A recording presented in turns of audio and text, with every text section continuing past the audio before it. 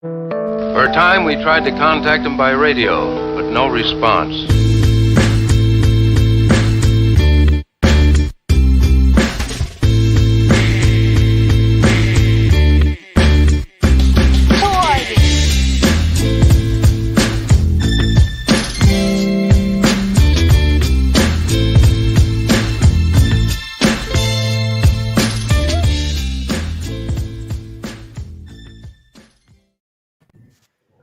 Welcome, everybody, to episode 23 of the Dumb Marks podcast. You're rocking with your Sunday brunch bunch. And we are going 5 guys strong this week. Vic, welcome back to the podcast. How's everybody doing? Everybody's week good? Good. Good. All right. Jay, are you eating already? Say what? What are you snacking on? Are you eating already? You got the peanut butter brownie. jelly That's going with my snack of the week. Yeah, okay. All right. Well, welcome everybody. Got a lot to get into this week, so I don't. If nobody got any stories, I guess we can just hop right into the shits and giggles and get this puppy started. Donald, you want to kick stuff off with some gaming news? Yes. I saw some things that came across my way this week that I wanted to touch base on and talk about as I get more into the world of video gaming again. First one I want to discuss is Google Stadia. They shut down their developers studios, so all their first party games are non-existent anymore. So technically, that means that Google Stadia is about to get shut down. It was a good run for a year, and it's already about to be non-existent already. Mm-hmm. It's just too much for them to compete with Microsoft, Sony, and Nintendo. And then the second thing is in Japan, they finally got restocked on the PS5, and they don't do online orders at all in Japan. So it's first come, first serve. And this retailer over there had about 250 tickets to pass out. Once they opened the doors, everybody rushed the doors, knocked over the police. They actually, the workers had to retreat to the back rooms, and they knocked all the registers over because everybody was trying to fight to get the tickets. And normally in Japan, everything is orderly, so it looked insane when I watched the video. Yeah, I saw there was an article this week that I saw about PS5 in-store restocks here in the U.S. I guess I know Target was one of the stores. I don't know if you guys saw that on your end, but I saw that news, and it's crazy that people are still that that out of control with trying to get their hands on one. From all the problems and issues that I heard with both of them, I don't know if I'd be rushing out to hop on that right now. Yep, that's the reason I'm waiting. So, to stick the couple of things that I saw to stick on the gaming front and to carry on with PlayStation, the PlayStation Store, PS4 and PS5 games, classic games are on sale for $5 right now. There's 8 titles, but the 2 that caught my eye were the Castlevania Anniversary Edition and the Contra Anniversary Edition. So with both anniversary editions, you get multiple games from each series. So it's well worth the $5 spent right now. If you're a fan of Castlevania or Contra, I highly recommend going and grabbing that up for $5. Also, I saw the portable PS2 plays games at full speed now.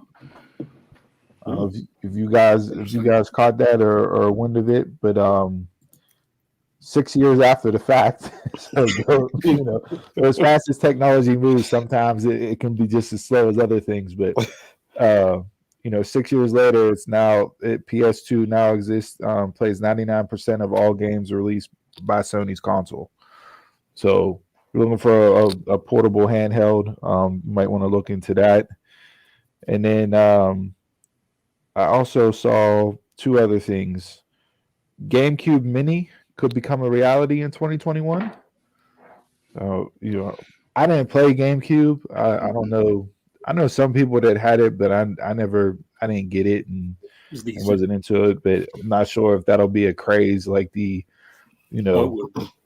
It will. It'll be a craze just like the other ones. It'll be It's, a craze. it's Nintendo. Yeah. Why'd they skip over 64? That needs to come out. We need the 64 mini before GameCube mini. Oh, comes out. you want people to die. Very true. He said you want people to die.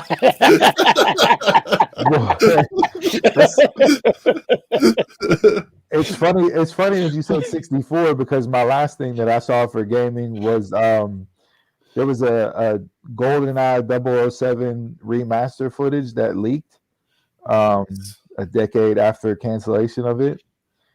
So if you want to see that, you can go online and catch the leak that came out for the GoldenEye 007. But that GoldenEye 007, that game was heated. Yeah. That game was heated. Everybody had their own rules. You know what I mean? Like when you went to different houses, it's like playing Uno. You got to know the rules before you sit down and play because I may play differently than you do. And there was some friendships lost over that game, just like Oh, yes, Monopoly. it was. Like, Such a good game. 64 such a great console. Yeah, it I miss was. Wave Race too. Yeah. Yes. Wave Race. Wave Race. Mm-hmm. Mario Yeah. 64 will always be something special. Yeah, that was that. Like I said, that and GoldenEye were the two that were played on repeat pretty much all the time. And then besides gaming, one thing I saw, a couple of things as far as movie and televisions go. Venom. There was a little 20-second trailer that came out. Not if you want to call it a trailer, but I would say more of a 20-second clip. But just releasing the Venom, the name of the title for the second movie, Let There Be Carnage, and the release date of 6/25/21. So that actually bumped up to June. I think it was supposed to be October, November, and it got bumped up to June. So I'm excited for that. I like the first Venom. I watched it again last weekend. It was on FX last Saturday night after I watched Deadpool 1 and Deadpool 2. So yeah, I'm excited for this one. I think Woody Harrelson will be good as Carnage. I think it'll be better than the first one. Some sequels don't always live up to the hype, but I think this one will be better than the first one. Yeah, I hope they do Carnage right. He's in my top 3 of favorite villains, so I'm gonna be expecting that if with a fine comb. You didn't like him in Spider-Man 3? That was Venom. No, we won't even speak of Spider-Man 3. And then lastly, I saw Black Panther Kingdom of Wakanda spinoff series is coming to Disney Plus. That announcement came out this week, so I'm looking forward to that. I'm looking forward to Black Panther 2. Black Panther is one of my favorite superhero movies. It did a lot, not just from a movie aspect, but from a cultural aspect and giving representation where it was long past overdue. So I'm excited, looking for that spinoff series. And did they say where it's going to fall? Like, is that going to be before the second movie, or is it going to be after? No, let me see here. I got the article open up. I'm looking real quick. Because that would be interesting if they do it before, kind of set up, what to expect in the second one. Yeah. Or if it'll just be the fallout. Confirm sequel. Vic, have you been watching WandaVision? I know we all have, but have you caught that yet? To catch up. No, not yet. That's been really good. That's really starting off Phase 4 really good. No, as far as details, Chris, there's no real details yet in this article. It's just announcing that it'll be out. And then the end of the article, they said Black Panther 2 scheduled to release in July 8th of 2022. So I don't know if we'll get it closer to that time or if it'll come out this year. Marvel seems to be putting something out every month of the year this year for the lack of stuff that came out last year, obviously with COVID, whether it's on Disney Plus or in the theaters. So yeah, looking forward to that and excited for that to come out. But that's all I have from TV and gaming front. I don't know if anybody got anything else they want to jump into in the intro before we hop on out of here and actually get into what was a jam-packed weekend in wrestling, and we got drink of the week, sports, the usual bag of fun stuff for you guys this week. I got gaming, the return of NCAA college football. Yeah. But EA Sports. I don't know about you guys, but that was a big game for me. I had that marked down on Twitter, and I forgot to jump into that with the game. And I was going to bring it up in sports, but since we're here talking about video games, yeah, it's an exciting time. They said college football in the announcement, so they're dropping the NCAA title. Yeah. I guess the EA came out in their release. They stated that obviously it's not going to happen this year. They're probably looking 2 years from now before it actually gets released, and by that time hopefully everything with the pay for players' likeness and that is all settled and worked out. They won't have specific names on the back of the jerseys for the players, but their skill sets and attributes and all that will be attributed to those players. So they'll get some coin. Hopefully it's a decent bag for those players to get paid for that. And then they do have an agreement with all the schools to use the mascots in stadiums. So all that will be just like it was on the original NCAA game. Good. Yeah, they should bring it. Yeah, they should bring it out this year. They just clone the Madden and just put it out. If anybody wants that work, Superman 12. I was more of a fan of NCAA than Madden, and same here. And Madden was at its height back then whenever NCAA was still coming out. Like Madden's fallen off the past couple of years. I know there was a big uproar about Madden this year and how terrible it was from a gameplay standpoint. I'm playing the Madden 20 on the Xbox Game Pass, so it's not bad, but like I can see why people were in such up in arms over it because nothing's really changed over the past 3 years, 4 years. So that was the same thing with the WWE game 2 years ago. It was so glitchy and nothing was changing that they just stopped doing one this past year. Yeah, and then Jay, you also said big news for MLB The Show. Yeah, they put who is it? Jackie Robinson on the cover. Nice. So that'll be something to grab. Just is that going to be like a classic cover? And they because the cover that I saw didn't have Jackie Robinson on it. It had Fernando Tatis Jr. on it. It's going to be a steelbook deluxe edition or exclusive edition. So like Griffey had one last year, right? Or not last year, a few years ago. Yeah, yeah. So, and that was I saw that for Xbox. That cover with Tatis Jr. on it. So yeah, it's finally coming to Xbox now, so it's not PlayStation exclusive anymore. Right. And all the proceeds are not all the proceeds, but some of the proceeds are going somewhere, right, Dawn? Going to his foundation. Okay. Yeah, when you buy the steelbook. Mm-hmm. Like I've never even played it. I just got the Griffey one just to have the cover. So the show's a good game. It was a good game. Like that's one of the better baseball games out. Yeah. I'll look into getting that one whenever it comes out. When it changed pitching from more than impression X, I was done. You need that too many mechanics into this. you need that RBI baseball 94. That's what you need. Yeah. That's what you need right there. That RBI 94 was the shit. So, Jason, you got something for a snack, right? Oh, we still on? Oh yeah. Before we get out of here for the intro, yeah. Then we're gonna do one quick game too before we go. Lady Gaga cookies. Make sure you grab some of those. They're original golden, so okay. They play tricks on your mind. They make you think like it tastes like something, but it's not. It's just regular golden things. I've seen they're coming out with cereal snack chips. Yeah, I saw that with the Fruity Pebbles. I bought that up a couple weeks ago. Fruity Pebbles was bringing out chips. Yeah, they have what is it?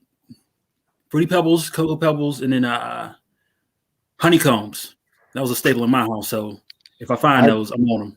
I saw at Walmart this morning whenever I was shopping. I saw Fruity Pebbles and Cocoa Pebbles coffee creamer. Yes. And then whenever I was checking out, I saw the Fruity Pebbles candy bar. Look, I had the Reese's, and I don't drink coffee, so I just mix it with milk.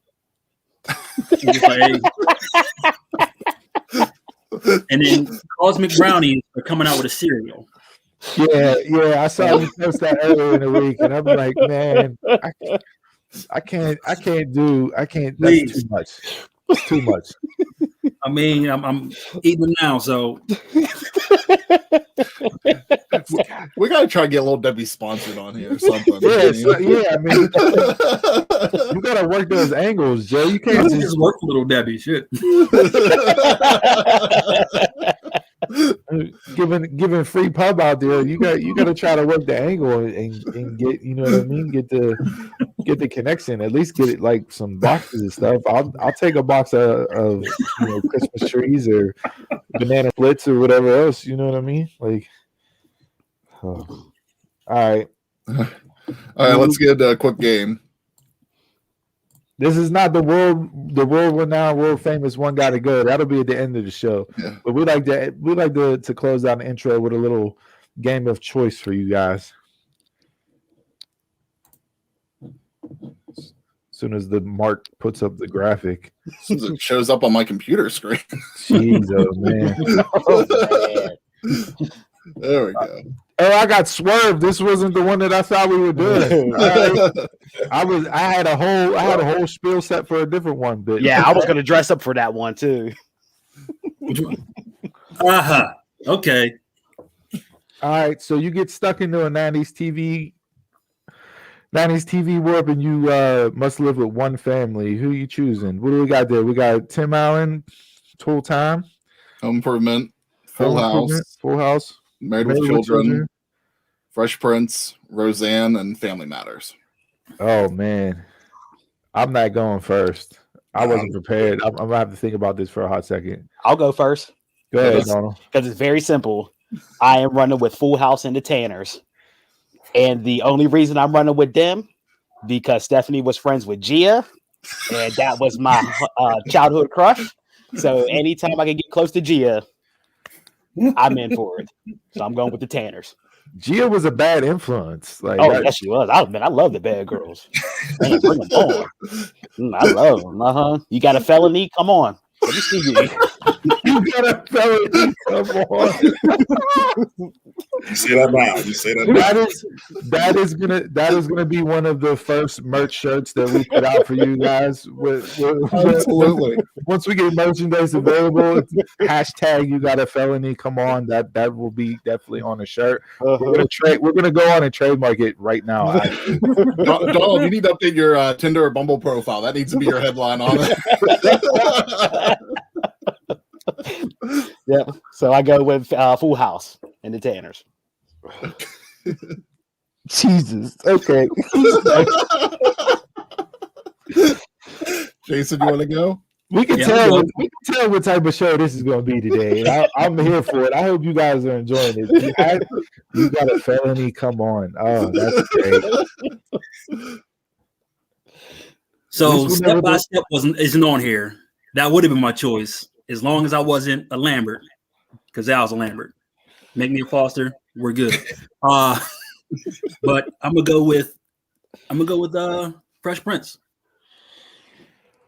I was not expecting the approach of who were the friends of the girls on these shows that I would want to hook up with as the predicate for which house we're going to live with. I'm going strictly off of family. Like, geez, I've been married for too long. That's exactly what it is. I've been married for too long. I only watch Step by Step for Al, so I don't blame him. Karen at first, then Al. All right, who's? I'll go next. I don't think mine's going to top anything like that, but I'm between two. Like, I think Family Matters would be a cool family to be with. Because I mean, really, after she gets pushed aside, I got a bedroom all to myself. So, but I think if I'm gonna pick a fictional family, I think I'm going with Fresh Prince. I can live in luxury for a TV show with a fictional family. Yeah, I mean, well, I mean, you got better dance moves than Carlton, so you're one up there. I don't know. My knees are bad now. So, Vic, what do you got? I was between Fresh Prince and Family Matters too, but I mean, half these shows, the family's just broke. So, back to the '90s, poor as hell. I'm going Fresh Prince. I'm going Fresh Prince. I can roll with a Benz, give me a living in a mansion, pool house. I'm taking it. Yep.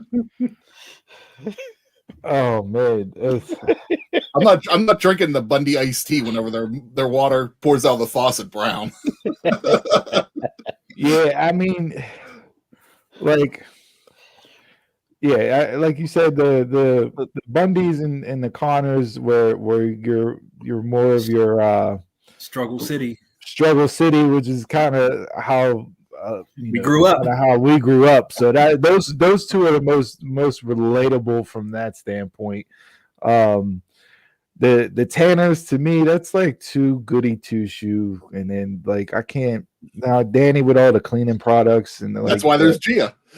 Yeah, I can't deal with Gibbler, and I couldn't handle the fact of having three dads in the house, even if two of them were uncles. Tool Time, that would be pretty fun. I think he'd be a cool cut up dad to chill with and grow up with. But I'll pass on that one too. Man, I started watching Family Matters again, and really enjoyed the show as much as I did growing up. I'm gonna go with Family Matters. I'm gonna be a Winslow and rock with them. Fresh Prince, moving out to Bel Air and that's too much uppity. Nah, I can't handle that much. That's going from one extreme growing up poor to the other, and that'd be too much of a culture shock. So give me the Winslows. I think they're the most even keel steady of all the families that are on this list. So I'm gonna go with the Winslows. Family Matters. All right, that's all for this week's pick your choice. You guys watching along, tweet at us, drop comments in the show here. Let us know what 90s family you would move in with and why. And stick around for the end of the show when we play the world famous, world renowned One Gotta Go. And with that. All right, gentlemen. Like Steve said in the intro, we had a busy week. We kicked everything off with the Royal Rumble on Sunday. Bianca Belair won the women's Royal Rumble match. Edge won the men's Royal Rumble. We want to start there. We want to talk about the Rumble event, or where we want to go into. Let's lump all main roster together between Sunday, Monday, and last night, and just keep it that way. Then we'll get into the important stuff this week because so much happened with WWE and AEW. I don't know how much we're going to get into the other promotions from this week. There was a lot going on that's more newsworthy and in the forefront. Not that those weren't bad shows. By all means, Impact was a good show this week. So was MLW. So if you haven't watched those, go get caught up on those this week. I don't know how much we'll get into them because of everything that happened WWE wise and AEW wise. So let's focus on main roster WWE. You guys look at the week as a whole. The Rumble, what happened at the Rumble to Monday night to Friday night. Are you guys satisfied with how the road to WrestleMania kicked off, or are you expecting something else? What are your thoughts so far after week one on the road to WrestleMania? There were some speed bumps. Definitely some early speed bumps on the road. once again, like I said, I was a glutton for punishment during the prediction show. Expecting Daniel Bryan to possibly win and get let down once again. I'm not angry that he didn't win, but out of anybody, I thought it was his time. Would have rather seen him win to be his first time winning than having Edge win a second Rumble. Yeah, I agree with the same thing too. I picked Daniel Bryan to win, and when he was going on his little flurry and all that stuff, I was like, "Yeah, it's time for him to, he's gonna get thrown out." And a couple minutes later, he got thrown out. Do you guys think? Like, I know there was rumors and reports out there that they didn't have anything planned for the Rumble until late and weren't sure which direction they were going to go and all that. Given the fact that Edge won, do you think this was the plan for him all along once he came back last year at the Rumble? Or was this something that they just decided recently to run with him? Yeah, I don't know. Because, I'm sure the injury threw everything for a loop last year. He's been out. When did that happen? May? Is that whenever he went out? Yeah, Backlash. Mm-hmm. Okay. So, he's been out for 6 months at least. And I don't know. I'm sure that probably threw, because I'm sure he probably would have had a match at SummerSlam and maybe won Survivor Series too. But, yeah, I don't know.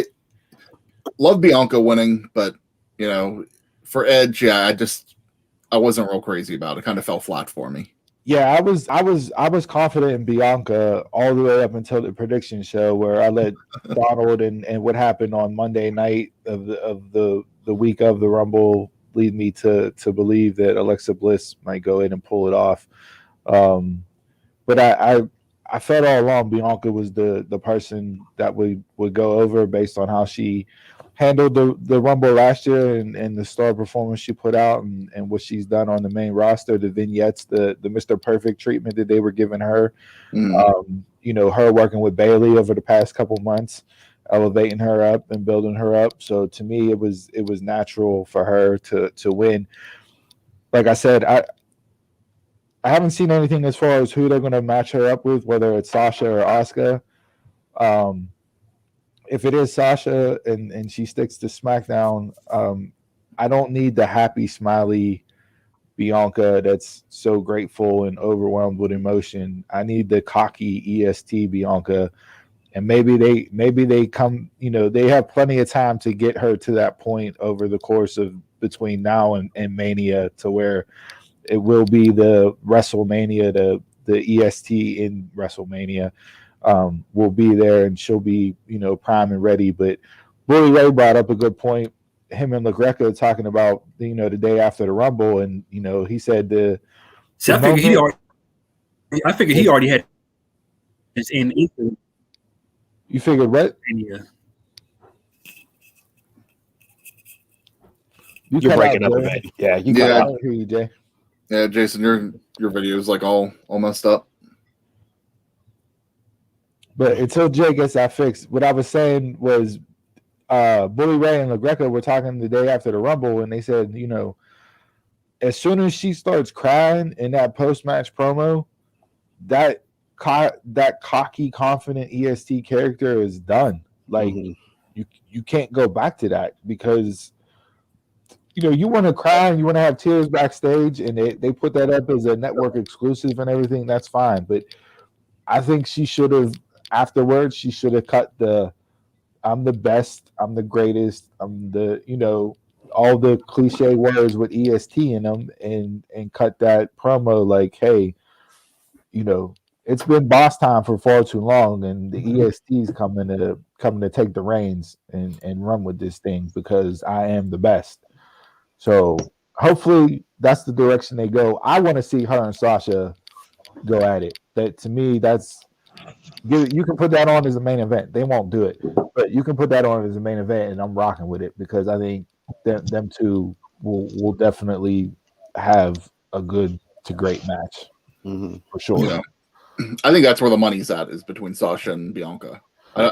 It really, because Bianca's been on SmackDown long enough now, it wouldn't really make sense for her to switch over to Raw. Like if they put her on Raw with Asuka, it's just doing it to move her to Raw. It's not doing anything for a storyline.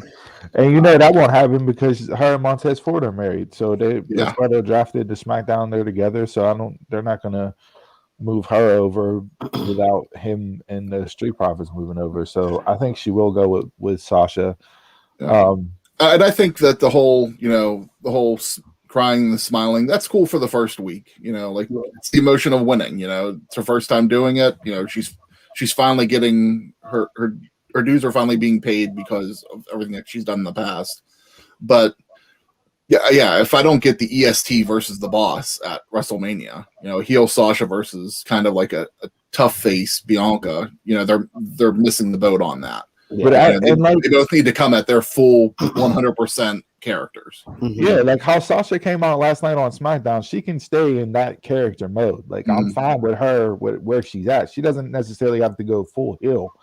But like you said, I agree with Bully Ray in his standpoint that like don't give me that right after you won. I said that last week. She, you know what I mean? Like after, she just I don't know. She's been way too in the other direction from how she was in NXT with that character, which really like I got really drawn to and brought me in, and I'm like, okay, like I can get behind you and see where you take this thing. But I mean, this is something that Vince has done with NXT people in the past before too, where he brings, their characters were one thing in NXT, they bring them up, and then he has them put on that big smile, and I'm just happy to be here. He did that with Finn Balor, and it was terrible. He did that with Apollo Crews. It was terrible. That's what I'm worried about. Yeah. That's what I'm worried about with how she's been the last 2 weeks. Now, last night, it was a tweener. Backstage, when she did the backstage interview, it was that same smiley baby face. I'm so excited. Oh my God, this is, almost come to tears again. When she got out in the ring, when she started cutting the promo in the beginning, same way. And then Carmella comes out, and then Sasha comes out, and you see her starting to flip the switch to go back to that EST character with the attitude and you better recognize who you're talking to type of persona. And it's like you can't jump from one to the other because it's not going to make sense. Yeah, when she started whipping Carmella's boy, that was kind of like, okay, like you finally saw like Bianca in there again. Right. But it's like I can't have you flip-flopping between characters. Like you're either going to go the full smiley baby face, happy to be here, overrun with emotions, and I'm lucky that it came true, and I worked hard and I said my prayers, I trained, I ate my vitamins type of character, which we'll get into him later on. let's just skip over that later. But, you know what I mean? Like, give me. I just want to see Bianca be Bianca because she's extremely good in that role, in that character, and it fits her. It fits her persona. It fits her look. It fits the way she works in the ring. Like, don't fix the wheel when it's not broken. And that's what he does with a lot of people that come up on the main roster. Now I don't know how much input he has on Raw and SmackDown and the difference between the two. Normally he's more hands-on on Raw, and he wasn't at the Rumble over the weekend. He wasn't at the show. So, is that him starting to phase out, or is he caught up in other issues like with the lawsuit with Oliver Luck over the XFL and that sort of thing. So, and just to jump on that real quick, and I won't take long on it, is that you brought up a good point. Is he starting to phase out? Because a lot of people brought that up this week with the conference call. They had their investor call on Thursday, and usually Vince is very active in these calls. And if people ask him questions, he'll usually answer, maybe to defer to somebody else. But he started out the call and then was silent for the rest of it. He pretty much let all the other executives talk, and everybody really seemed surprised on that he wasn't as involved with the call as he normally would be. So him not being at the Rumble, and maybe it was just a bad week for him. Maybe something's going on, but or maybe things are moving forward. Now to jump back on the men's side with Edge winning, I don't mind Edge winning. Like we talked about, Daniel Bryan may have been the I guess the more fan favorite choice. I saw some people shitting on Edge winning, because it's like an old timer coming back, so to speak. But I think he was used really well during the week this week. He gave the rub to a lot of people during the week. Whether it was Raw coming out and calling Drew on his bullshit, like, yo, why are you so happy for me? I'm a threat to you. I can challenge you and take your title, and you're out here congratulating me and want to shake my hand and be all smiley and best friends. Like, that's not how this thing works. Like, you better take me seriously, And then we see Sheamus with the bro kick. Wednesday night, he's on NXT. We'll get into this deeper more when we cover, Wednesday night specifically. But he gave the rub to a lot of people on that show on Wednesday night, from Bronson Reed to Karrion Kross. Obviously in the ring with Finn and Dunn. And then last night, I thought him and Roman, and the rumors are it's going to be him and Roman at Mania, is what everybody that I saw this week as far as dirt sheets and reports go. It will be Edge versus Roman. I thought last night was done really well between them with the opening of the show and the ending segment. And I can, with how they done it last night, I can get behind the build between them two for Mania. Yeah, I think it makes the most sense for them to be paired together on SmackDown, him and Roman. How Sheamus getting involved with Drew, whether that's a WrestleMania match or just the build up to WrestleMania match, who knows? But yeah, I'd much rather see Edge versus Roman than Edge versus Drew. I mean, I wouldn't hate an Edge versus Finn Balor match, but what's Edge getting the NXT title for? What's that really doing for his career, other than just another championship accolade on his notch? Yeah, they won't run that. Like I said, they want two big marquee matches for each night. So if you're going Edge and Roman, and they may close night one and not even save it till the main event of night two. Don't know how they're gonna roll out the card, but either way, to me, if you have Edge and Roman, that's obviously your main event of either night. And I think the story, the promos, Heyman and Edge going back and forth on the microphone together, like, there's some really good stuff that can come out of them two working together. And Edge is a SmackDown guy. Like, he's not a Raw guy. He was SmackDown. He was Blue Brand. So, like, it would make sense him jumping back over there. But if he does that, Raw is seriously struggling for talent and a marquee matchup for their side of Mania, whether it's Drew or Asuka, if Bianca and Edge both go after the SmackDown titles. I don't know what you do or who you would match up Asuka, and I know obviously the obvious choice is Charlotte, but I don't need to see her and Asuka run that back again. Yeah. I would like Alexa and Asuka there, and then I would like Fiend and Drew, and then have Fiend and Alexa win both at Mania. So like Raw could be that whole dark angle, that dark side type thing. What do you if you do Fiend and Drew, what do you do with Orton then? Uh, I mean, Orton, you can figure out Orton. That won't be hard. You got plenty of time. I think they're going to end up doing Fiend Orton again. No problem. Mm-hmm. Just because they've kept them off of TV at this point. So yeah, I don't know. I can see that happening at like Elimination Chamber, or if they do Roadblock prior to Mania, having them do that. I think we got to give credit to Randy Orton's heel time too. Woo! Those degree burns, those healed really quickly between Monday and Sunday.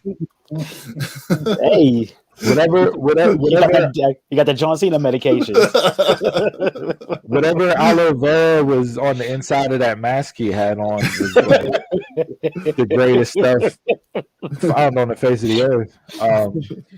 I think you're going to get Seth and Daniel Bryan at Mania. I was thinking that too. That would be good. So that obviously because Seth took out Daniel Bryan, I want to seeing that. I'm really interested in what's going to happen with Cesaro. after last night and what he's done the past couple of weeks. Now his contract is set to expire a couple days after Mania, and he has not re-signed yet. I did see he signed an extension. Oh, he did sign it? Yeah. Okay. I don't know if it's a long-term contract or if it's just an extension for a short term, but yeah, I did see something that he did sign something. Oh, you know what they got set up for him and Shinsuke. That's the reason Shinsuke turned face. Could be, but that's not going to be a bad match. No, that wouldn't be a bad match. I want to see him in Big E. I'd be okay with that. Cesaro Big E would be good. Yeah. Cesaro's been IC champ before. I wouldn't be okay with him taking that title again at some point. Mm-hmm. Finally give him some play. I mean, his stock's rising, I think, more than Big E's is right now on the show. Yeah, I don't like. Again, this leads back to Raw is lacking for stories and matches that are gonna grab people's attention and be worthy of a big marquee build that WrestleMania normally brings. I'd like Donald said about Alexa and Asuka. I'd be okay with that match. I think that'd be a quality match. That's probably the only thing that they have right now for the women's division on Raw. And then if Rhea actually comes up, whenever she does. Rhea, and where does she go? Rhea got to go to Raw. She has to, yeah. She has to. Mm-hmm. And whether you do Rhea and Asuka, because Rhea was the one that stepped up to Asuka before they all kind of threw her out there. I wouldn't mind seeing that as Rhea's first feud. You obviously you can build back up to her versus Charlotte later on down the line. But I think you have to put her. You can't put her on SmackDown. That would be way too top heavy on SmackDown. You'd have Sasha, you'd have Bayley, you'd have Bianca, you'd have Rhea. Who else? Carmella. Like you're talking 5-6 deep, SmackDown wise, and then Raw you have literally Asuka and Charlotte. Yeah. I mean, Lacey's starting to come into her own a little bit more now, but I'm sure that's probably where Charlotte will end. Charlotte and Lacey will probably have their final match at WrestleMania. That'll be the payoff. But you really think they're going to run it that long? I mean, if you have Nature Boy involved, yeah. Do you guys see any issue with the men's Rumble itself? I know there was a lot of flack going around as far as the overall age of everybody in the Rumble. There was 2 people in the Rumble that were under the age of 30. And more than not, it was late 30s to early to mid 40s of the age of the stars, the superstars that were in the men's Royal Rumble. Is that any concern to you? Because that's both brands being involved. So when you're looking at it as an overall scope, is that going to cause problems for WWE down the line? I always see the Rumble as later. It's probably going to be sooner, but I always see the Rumble as a springboard for somebody young. Always somebody young, not somebody old, to like take off, like somebody who they identify, and then they finally give them the Rumble win to push them. And like you got on the women's side, Bianca's 31, so don't get me wrong. She's not like she's 24. Oh no, yeah, but she's up and coming. But compared to everybody that was on the men's side of the Rumble, the people that were in it, I think Otis and Dominic Mysterio were the only two superstars in the Royal Rumble that were under the age of 30. Yeah, and I could have done without either one of them. Who do you have under 30? That's what I'm saying. Like I know in the company wise, not just the match. Okay. Yeah, I mean NXT talent, but even a lot of them are already established and are over 30. Yeah, I mean, like Priest is 40 or 41, and he just got called up to the main roster. That DDP talent. Yeah, that's what I'm saying. Like I know, Jay. I know you give flack, or when we talk AEW versus WWE, like there's obviously a lot of stuff that you don't like, but one thing that's different is AEW has younger talent and more of it than what WWE has. and it's. I really think that over the next couple of years here, and it may be sooner rather than later, like that's gonna start to hurt WWE more than what people may realize. When you're But having, you're not making it to the main roster until you're late, like your late 20s, but why? Mm. But early why though? 30s. Like when did that change? Like I don't. It just seems like because go. I Everything's mean, about developmental. going back through it though, like Chris said, like or I don't know if it was Chris or Donald, but like they always had that the next group. You know what I mean? Like it was Hogan, it was Warrior, it was Savage, and then you had Michaels and Bret Hart and that, and then after that you went into Stone Cold, Triple Stone H, Cold Rock. and everything else. Like it doesn't seem like there's that next The next group. wave. Yeah, and it's like I don't know when that stopped happening or how. I think in a way, maybe NXT hindered that. By it becoming NXT being its own brand, you just didn't get we never heard about these people, down in developmental, and they just came up when they were ready, at whatever age. I mean, Paige was 21 when she came up on the main roster, so she was probably the last real young person that was brought up in WWE. Mm-hmm. But I think that because of NXT being a brand, so many of those guys get held down there because they want to establish that brand instead of moving them up, or some of them don't even want to be brought up on the main roster. That they last. How long's Undisputed Era been down NXT? What would we say? 4 years now. So that's a long time to be on technically a developmental show. Usually they would have been brought up probably within the first year.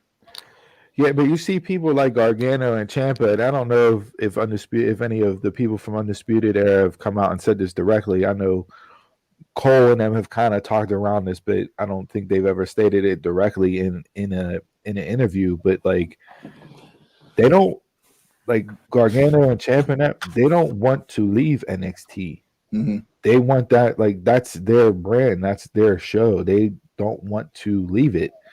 And if Undisputed Era is like, yo, we're doing great things down here. We're able to work with a bunch of talented people. We can build new stars. We can move people in and out. Like we're cool because I don't think they're getting paid as like regular developmental people. I think they're getting paid similar to what people on the main roster would get paid. Then like, yeah, why would you want to come up? Because what's going to happen? They're going to come up and 2 weeks later, they're going to break up. Yeah. Mm-hmm. And feud with each other. Or not get used at all. I mean, but then that's on the talent then. That's on the talent. That's on the talent. If you don't want to go up, that's 6 guys right there who could be the next wave of people, and they don't want to move. That's on the talent. But if you look at the age of those 6 people, again, you're still in the same boat as you were with the age of the people that I think the average age was like 39 years old from the Rumble. Like to me, bringing up those guys isn't young talent; it's just fresh talent. That's the only thing. I don't think they're that old, right? I mean, they're all in their 30s. Not that that's old, but I'm just saying when you look at the 2 rosters as a whole, as far as AEW and WWE, the younger talent is in AEW. Yeah. But AEW has a problem too, that because they have a lot of young talent. I'm not going to dispute that, but the talent they establish on Dynamite is a lot older talent too. Like, but it's not all young. But the average age isn't as old as what it is on WWE. I don't know what everybody's age is, but I mean, you figure the Young Bucks are probably in their late 30s, maybe or so. Cody's 35. Okay, you got FTR. They got to be in their 30s too. Probably the only young talent that they really use on Dynamite, like consistently, would be Jungle Boy and Darby Allin. Hey, I mean, MJF. I don't even know how old MJF is. I think 24. You have the tag teams. You have Private Party. You have Top Flight. You have the Acclaimed. you have those guys coming in. Sammy Guevara, or I don't know, or what Orange Cassidy and Chuck and Trent are, but I think Trent's old. I mean, No. like Chuck and Trent have been around for a while. Yeah, I feel like they're old. it's just I don't know, like I just see it. People are complaining about the age factor now with WWE's roster, and I was just kind of shocked when I saw that come out. I think it was. I'm trying to remember what site I saw it on. I know K-Side did a write up with it, but they weren't the only ones that covered it this week. Like it was a thing that people talked about in the beginning part of the week was, you look at this roster and who was all involved in this Royal Rumble and who won it, and like you factor in all those things, like this was one of the oldest as far as age wise goes Royal Rumbles that they've had in a long time. Like Donald brought up before too, it's like back when we were growing up, the whole point of Royal Rumble was to give that rub to the next young talent, and then that pushed them to WrestleMania to say, okay, this is the next guy we're running with every year. And Shawn Michaels had a couple years there where he won the Rumble. WrestleMania 11, I think he didn't win the title, and then went back at WrestleMania 12 and won the title. So it was just like, hey, WrestleMania 11, that Rumble established him as, hey, this is going to be our guy at some point. And it took an extra year, but that was the whole point of what to do with that. And they just don't do that as much anymore. And that's more Money in the Bank's job, I think, than it is the Royal Rumble. Yeah. Well, we saw how they botched that over the last year. Yeah, and they definitely have botched it a few years now. Yeah. Hey, you put it on Otis. You put on the young guy. And then but took it off it and gave it to the old guy. Yeah, gave it to the old guy who came out this week and said that he can be seriously taken as a guy that could beat up anybody on the roster. Like, I don't look at you as a threat to beat up anybody. A threat now, no. When he's complete heel Miz, I can establish him. Yeah, But right now with what, Bad Bunny? All right. So does anybody got any other thoughts on main roster or Rumble from this week, kickoff to Mania? Since Donald, you brought up Bad Bunny, and I wanted to transition into this. Would you watch a Kofi Ali match? Would you buy into that? Kofi and who? Kofi and Ali at Mania. Would you buy into that? Yeah, You would. I would, because Okay. the story's there. Yeah, You can't screw that story up, and it's a great story. Hey, Kofi, you old timer, you're still around. You're still taking my spot.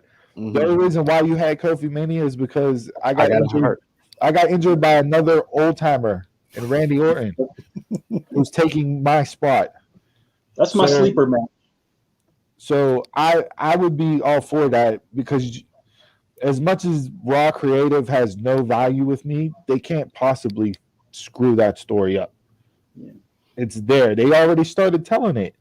Yeah. So I would be for them going at it. Don't give me a tag match with Ali and T-Bar, T-Bag, and Slapdick. Like, don't give me a match with them. Like, give me Kofi and Ali, and I can rock with that at Mania, 100%. And just so Vic doesn't think that you're joking, those are their real names.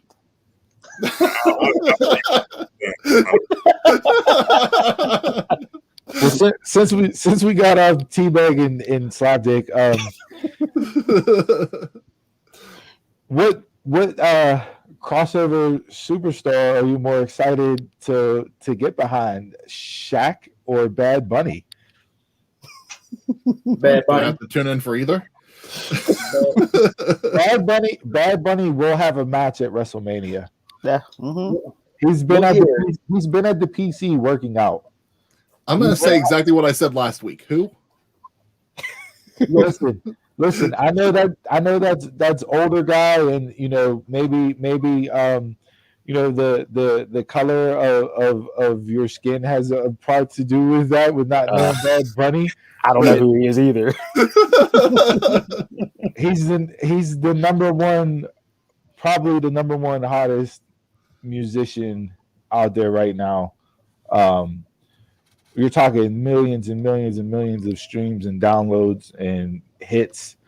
I saw a lot of flack for it. I didn't need the Booker T performance at Rumble. Like it just didn't.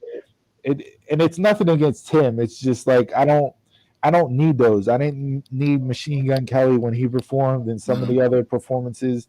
Like if you're gonna do that, save that for Mania, like they did that year with what was that, Limp Bizkit, whenever they, the Undertaker came out at Mania, whenever they were singing "Rollin', Rollin', Rollin'," like okay, or Motorhead, introducing Triple H, like I get that, but as like a in pay-per-view concert type deal, don't need it.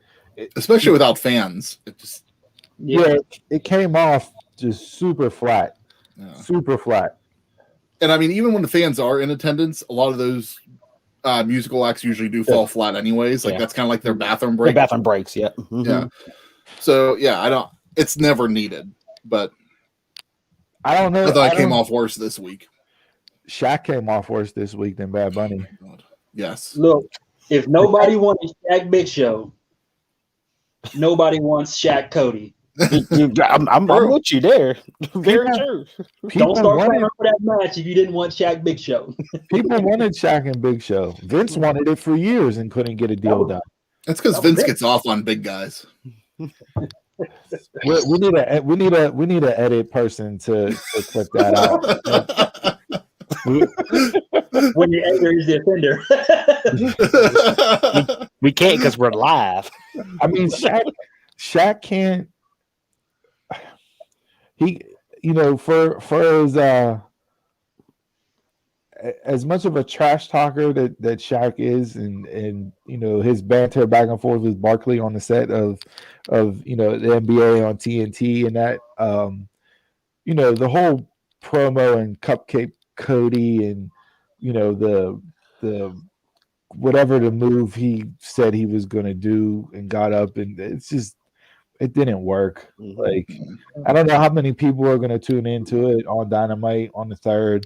They're running it on the 3rd before Revolution on the 7th because of the NBA All-Star game, so that's why they're doing it on Dynamite, or else it would be on the pay-per-view. It makes more sense doing it on TNT anyway, since they're the ones that won the match. Yeah, it does, and I think obviously this means Cody's not going to have anything for Revolution, which I don't know if that's a good thing or a bad thing. Unless they set something else up. They have him running 2 different angles at the same time. Well, he's coming out anyway. He's going to dress the crowd or something. He's going to cut a promo or something. I think the bigger storyline with this match, even though Cody and Shaq are the names in the draw, I think Jade and Red Velvet are the ones that are going to drive it. Mm-hmm. Exactly. Yeah. I love what Red Velvet did, on the microphone 2 weeks ago, and that was the highest rated minute by minute segment on the show was her promo that she cut. So she's been good on Dark. I like what she's done. We'll see what Jay can do in the ring. She has just her look is superstar look wise. Like she is built and put together and everything else. Microphone, she's green as grass, and it comes off. But like she said, the very first time she walked out on stage with Cody when this all started was the very first time she spoke live on a microphone. So like, did she ever get a match on NXT? I don't think so. No. I don't think so. Okay. No, so like I'm really curious to see what she can do in the ring, because if she can go in the ring, I can work with her developing on the microphone. Yeah. I don't know how long she's gonna be there for. And she came out this week and tweeted, I'm gonna get in and get out. So I don't know how long she actually plans on staying, because she has a lot of other things outside of wrestling that she does. So sounded like Eva Marie. Yeah. I'm hoping she can get better than Eva Marie, though. Yeah. So, but yeah, so all right. I guess that'll lead us into Dynamite with Beach Break. Obviously, jam-packed show. Ratings were up 844 for the week. NXT had 610, and the door is officially kicked wide open. We are getting the partnership that is going to bring all the dream matches together in some people's eyes. What did you guys think of Spring Break in general? And I guess if you want to focus in on the closing, the main event segment and how it went off the air. I thought it was an okay show. The wedding was trash. Yeah. The The wedding wedding was was bad. terrible. That was bad. And again, that brings me back to Miro. Like, what is he doing? What are they doing with him? So look, I'm not going to completely shit on the wedding. I think it went on too long. Mm-hmm. If it would have been shorter, I think it would have came across better. You know, I like the mirror with the "What Is Love" and the crowd singing the song. Like that was great. I like him. I like him acknowledging the fact that he's been in a lot of wrestling weddings.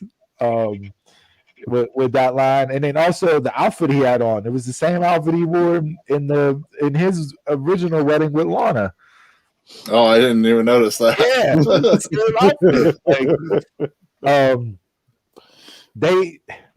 They got to get him going. Obviously, you know, like I said, I've said this before, and he's come out multiple times with what he's done and how he's been portrayed and how he's been presented and who he's worked with and all that so far since he's come over to AEW. He has been happy with it and he's had input on it and he's driving it. So he doesn't have any complaints from that standpoint. But I agree with you. He's too good of a talent to have him doing what he's doing right now. When he started cutting that promo after the wedding, I actually thought he was going to be turning heel there for a second and turning on them, just the way it started to go.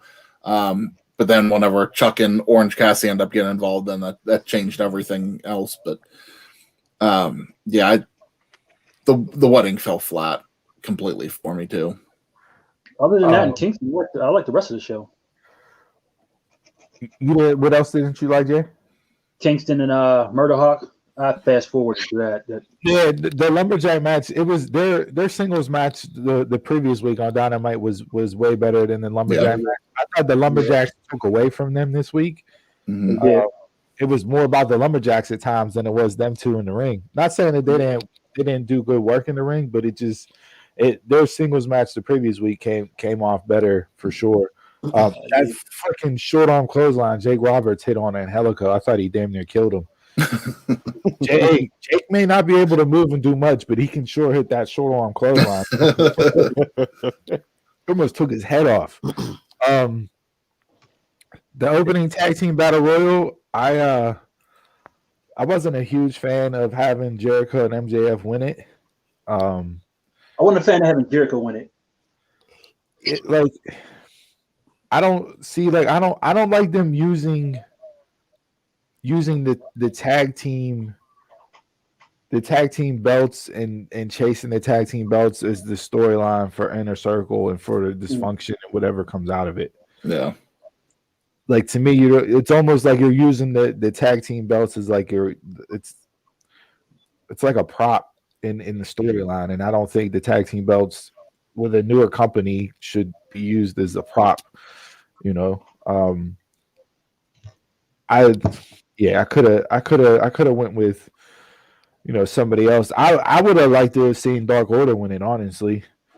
Yeah, it just seems like they're starting to flow and to win now. Yeah, like cash in on that. They went from creepy heels to now beloved baby faces, and that's all due to their run on BTE. They're the most entertaining thing on that show. Silver is great. Silver is great. I mean, that freaking double suplex he hit, like I wouldn't have mind seeing him and Reynolds, challenge the Bucks. Mm-hmm. I like the tie-in with the good fella or the Good Brothers taking out Private Party, to keep that streamlined with what they're doing on Impact and them two challenging each other at No Surrender. Mm-hmm. But yeah, I could have went without Jericho and MJF winning that. But I thought the show was really good. Like I watched it. I like the the FTR and Jurassic Express. That storyline took a turn this week with them, kidnapping Marco Stunt to make an example out of him. I like the more serious FTR. I think Tully is good in that role for them to get them even to take it up another notch and learn from him. The Taz and the Sting, Darby Allin, and Team Taz promo. The same thing we got last week. That's what I said. You can't do promos for 2 months. We said last week that we thought that they cut that promo last week. They shouldn't even been on this week since it was like a special episode. Mm-hmm. They should have had a week off. I mean, they weren't allowed in. I tweeted out the show. After Ricky Stark said what he said and Sting said what he said. I tweeted out. I said if Ricky Starks does actually get a match with Sting, everybody will see why Ricky Starks should be a main event player. To me, he's a 5-tool guy. He can work. Yeah. He can talk. His charisma, it comes off as soon as he walks out and the camera picks him up. Like, to me, he's a guy that is going to be a superstar if they go ahead and build him right. So I'm good with that. And then obviously, I mean, let's get into what everybody's been talking about. So Kenta, New Japan on AEW. So in one match, you had New Japan, AEW, and Impact Superstars all in the same match. I can't. Who would have thought? I can't think of another time in pro wrestling where you had 3 promotions together in one match on a national televised broadcast, if ever. Probably never happened. Mm-mm. What are your thoughts? You guys excited for it? Wait. For it? Well, it wasn't really on national television, but whenever Mike Awesome wrestled Taz on ECW, whatever. So Mike Awesome was WCW, Taz was technically WWF, and then there was an ECW show. But that was probably that was the only time Dreamer won the belt, and he didn't even want to win it.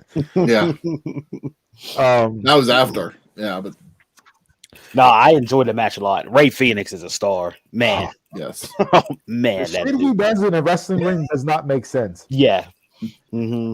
The way he bounces off those ropes, it's like an acrobat off the ropes. And he was in there with Pac, who's one of probably the most athletic people you'll see in a wrestling ring. And some of the shit he does is unbelievable. And Phoenix Phoenix made him look like a 8 gigabyte character. Like Phoenix was PS5 and Pac was Super Nintendo. Like he comes off and it's unbelievable the stuff that he does, and I can't fathom how he doesn't kill himself, or doesn't get hurt. Like, it's so fluid and it's so natural. It's ridiculous. Yeah, I thought the match was really good. Like, I like how it started off. It built up. It continued to grow during the match and picked up pace at the end. And yeah, we get the shock and awe surprise of Kenta showing up on AEW Dynamite to lay out Moxley with a go to sleep. I didn't expect that. I didn't expect it either. I did not expect that at all. Not at all. I know Moxley attacked him on New Japan Strong on Friday night and came out. I thought maybe potentially something down the line you may see something, but I wasn't expecting it to happen this Wednesday. Mm-hmm. No. And he tweeted it out and let all of us know before the show. He said, "How far is Jacksonville from Orlando?" Put it out there in plain sight, and nobody caught it. No dirt sheet picked it up. Nobody reported it. Nobody caught it until after it happened. Yeah, but I'm glad that they finally intertwined this story together. Yeah. Finally they could give the belt to Kenta, so it could actually mean something over in New Japan again. But he's here in the States. He's doing New Japan Strong, which is based in the States. So it's not even like he's taking the belt back to Japan with him. No, but it's still going back to the promotion. It's not being held hostage. If he wins. Yeah, if he wins. If he wins. He's gotta win. He gotta win. Yeah, he's gotta win. So obviously, obviously, like I said, the door's open. They are working together. Meltzer came out this week and said that he confirmed it. So if Meltzer says something about New Japan, I pretty much got to think that's true, given how he, puts that promotion above all else. So yeah, I think 2021 and 2022 is going to be just crazy as far as wrestling and where things go and how they transition. Do you guys think that Ring of Honor is going to jump into this too? I don't know. Like, I know way back when EC3 got let go and he was running that, your narrative gimmick, and he's still doing it, and the vignettes are still good and great. But he said, you can see me in Impact, in ROH, in New Japan, in AEW. Like, he wanted to bounce around and go to all these different promotions as part of that character, and like how he wanted to portray the character. I mean, obviously, because you have AAA already with AEW, you're going to get them brought into the fold at some point. Omega is the AAA champion. So, I think, how we said they trademarked, what was it, Battle of the Belts? Mm-hmm. It's setting up to where you could get some very fantasy booked matchups on that show whenever they do decide to do that, since they're all working together, and it'll be phenomenal. Could you imagine how much better this would be, though, if we weren't in COVID times and no, didn't have travel restrictions and were able to have, full arena of fans? So that's what Meltzer said this week. He said, yes, they are open, and obviously you're seeing the Kenta and Moxley thing play out right now. He said, but don't expect all the dream matches and seeing, Okada and Tanahashi and Ibushi and everybody, on Dynamite, as well as seeing Omega and the Bucks and then back on New Japan until COVID is lifted and you can travel again. So that's why I said, over the course of the next year or two, I think it's really going to get fun. I think, as a fan, I love the fact that they're doing it differently. Mm-hmm. They're going back to the territory days, and they're all working together and moving talent and interweaving storylines and having people show up on both shows. And that, like, I think it's only going to be. I think it's better for the business. So that could really make like your Wrestle Kingdom like a winter WrestleMania, and you're all out like the WrestleMania for like the fall time and everything.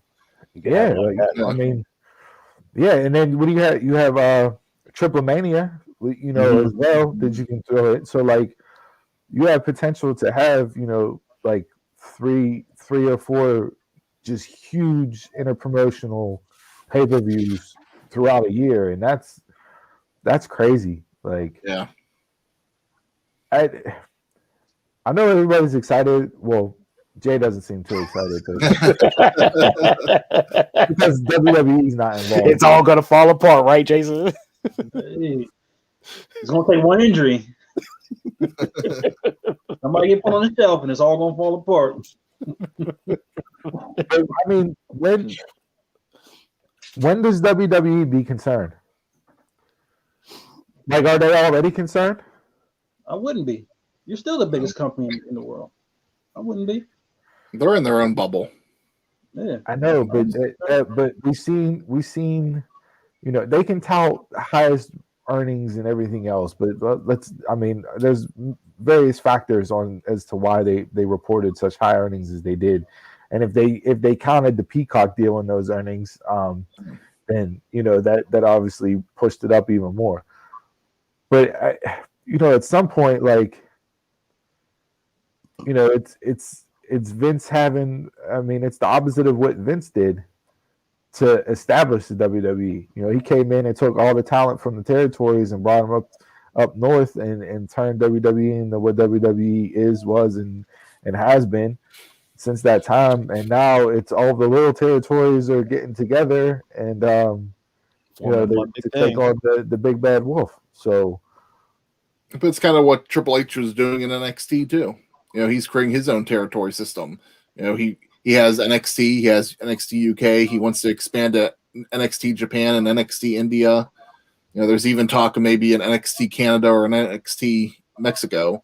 So I mean, that's basically what he's trying to do the same thing, just all under the same umbrella, not working with other companies necessarily.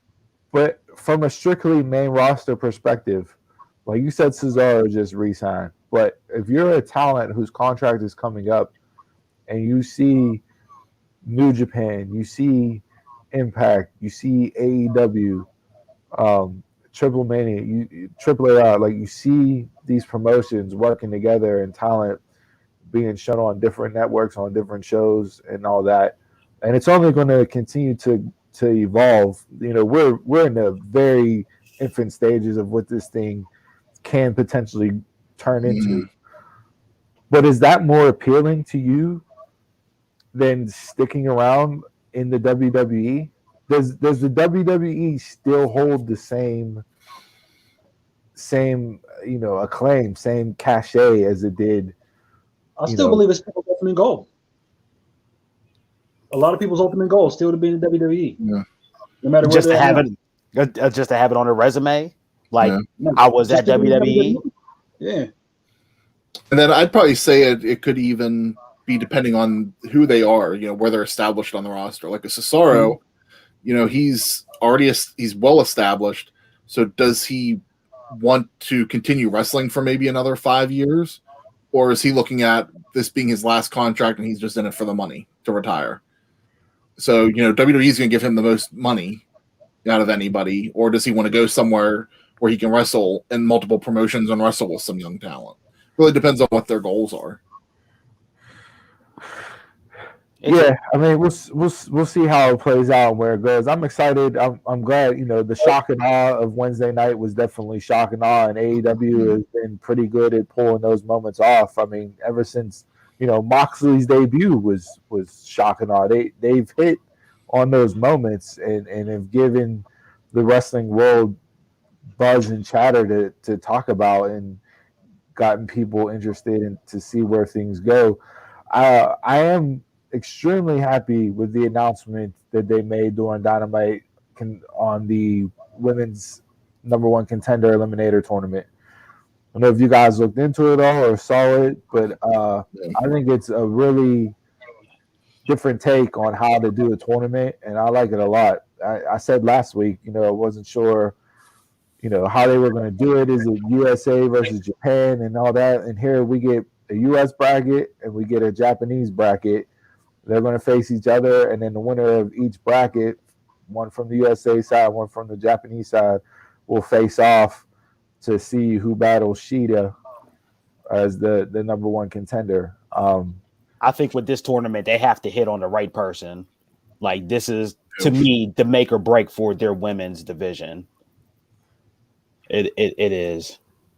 And from what I understand, it's the Japanese matches aren't going to happen here. They're going to happen in Japan, and just the American matches are going to happen here. And then I guess the winner will come here to face at Revolution or whenever they finish it up. Yeah, and people were like, "Well, why is Rio on the U.S. side when she's Japanese?" It's because she's now living here, or is in the Part process of AEW. It was process of moving back over here, and she's contracted. Well, some of the people, I guess Aja Kong and that never actually signed with AEW, even though they were on in the beginning. Yeah, there's 3 on the Japanese side that have been on AEW, but they could just still be in Japan too. That could be part of it. I thought Freddie Mercury was signed. Yeah, I thought so too. I think she's still over in Japan though. All right, so just initial thoughts. I'm going to run through the list on both sides of the brackets, and without thinking at it or whatever, just give me just a quick pick. Like, we can get into this more later on, but I just want a quick hit pick off the top of your head. Who would you see? So, USA side, we got Layla Hirsch, Rio, Nyla Rose, Britt Baker, Thunder Rosa, Anna Jay, Tay Conti, and Serena Deeb. Who you got? It'll be Britt. It'll be Britt. I'd like to see Thunder Rosa, but I think it's Britt's time, and if they can establish her, I'm going to go with Britt too. All right. the Japanese side, I'm gonna botch these names, so please, guys, don't hammer me too hard, okay? I'm not like Tony Schiavone. This is just a dumb mark trying to read off names. Okay? You have Makai Ito, Yuko Sakazaki, Mei Sugura, Veni, Emi Sakura, Ryo Mizunami, Aja Kong, and Rin Kadukura. Britt Baker. Listen for homework. I want you to go YouTube Makai or Maki Ito. Okay. Makiitoh. Okay. Mm-hmm. She will be your new female wrestling superstar that is your favorite. Okay. Will do. That'll be my homework. After the announcement was made and the brackets were revealed, she tweeted out, "Hello, motherfuckers."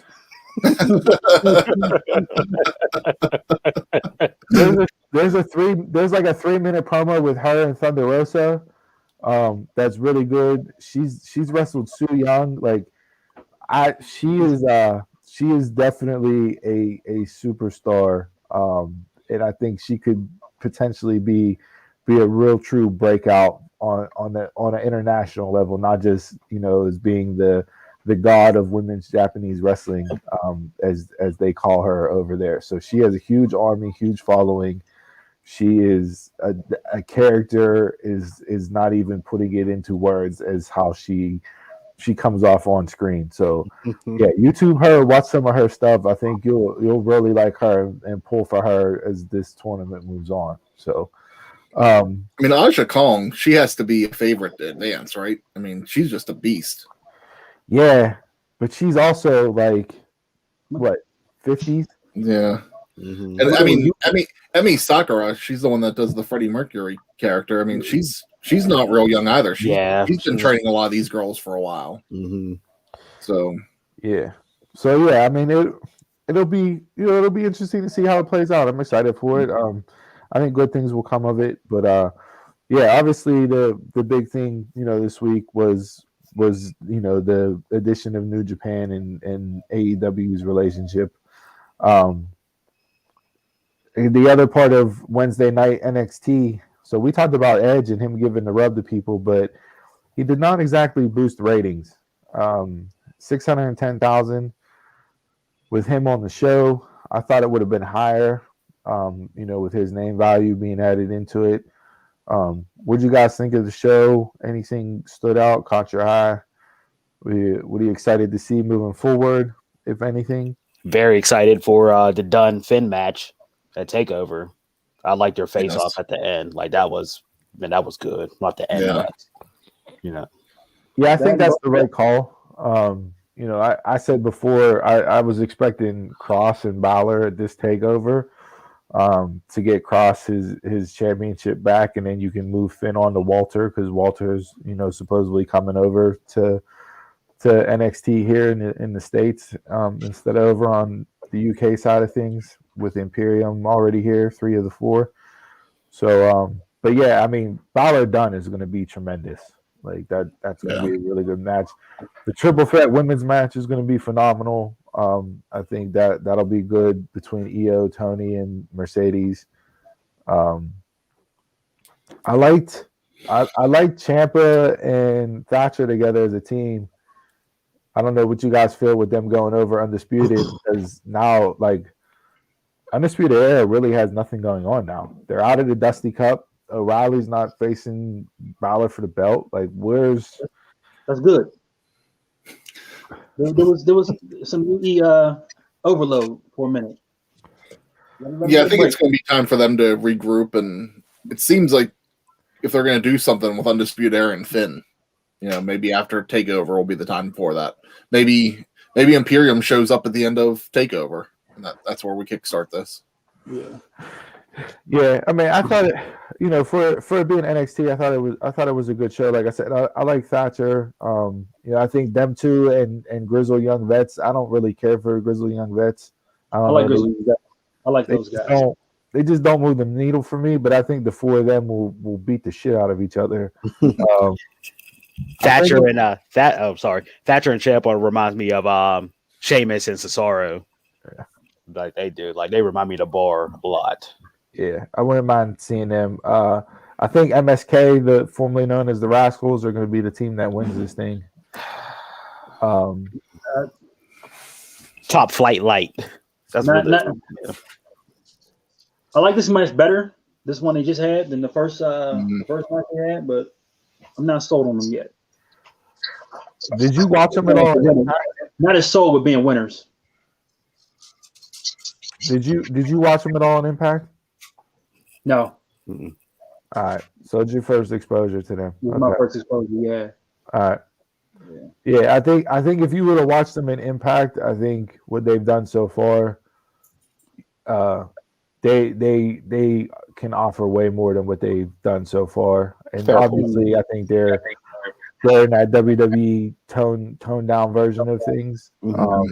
So I'll be interested to see if Triple H actually lets them off the leash, so to speak, and allows them to do some of the stuff that they did in Impact, because when they get going in the ring and some of their offensive movesets and what they do, and that was really good. I don't know what type of character wise you're going to get them, because they were the stoner treehouse kids in Impact. It's kind of character too, yeah. It worked though. It wasn't like the lame like Riddle handing out bro nuts stoner kids. Like Impact booked it right. They did a solid job with it. So interested to see where they go moving forward. But I mean, I don't have really too much from NXT from Wednesday night. Like I said, I watched it. It was what it was. It furthered along stuff. We got some announcements for TakeOver. So I'll be interested to see what this Wednesday show brings, since TakeOver is on Valentine's Day next Sunday. See if the Go Home show does anything to draw you in for that. No. Just a couple quick hits. Jay Lethal re-signed with ROH. So his contract was up. He re-signed with them. And then obviously last night before SmackDown, they put the graphic up with the passing of Butch Reed yesterday. Great tag team wrestler. Him and Ron Simmons, tag team of Doom and WCW, were phenomenal back in the 90s, 80s, 90s. Great run. He's one of the wrestlers that doesn't get enough credit or enough flowers given to him for what he did in pro wrestling during the time he was in. Physique was off the charts. Mm-hmm. Just him and Ron Simmons together, man, in them WCW days, dude, like they were power, and would just destroy people. He's one of those guys, when he got out of the business, though, you never heard about him again. Mm-hmm. I don't even remember the last, like, other than when they talk about him, like for matches, I don't remember the last time his name was brought up. Right. Yeah, and that's what I mean. That's why I said, like, he doesn't get the credit that he deserves. I know a lot of people yesterday were starting to express it more, obviously, because he had just passed, and you wish that people would get that type of attention while they're still with us and not come after they pass. So prayers to his family and that with that. So as far as for wrestling this week, like I said, I don't have nothing else. I know we went long this week kind of with the segment. I don't know if anybody else got anything else. There was a lot to go over, a lot to get into, main roster wise, as well as AEW and New Japan. And that anybody got anything else before we kick it over and get hammered? I'm good. All right, good.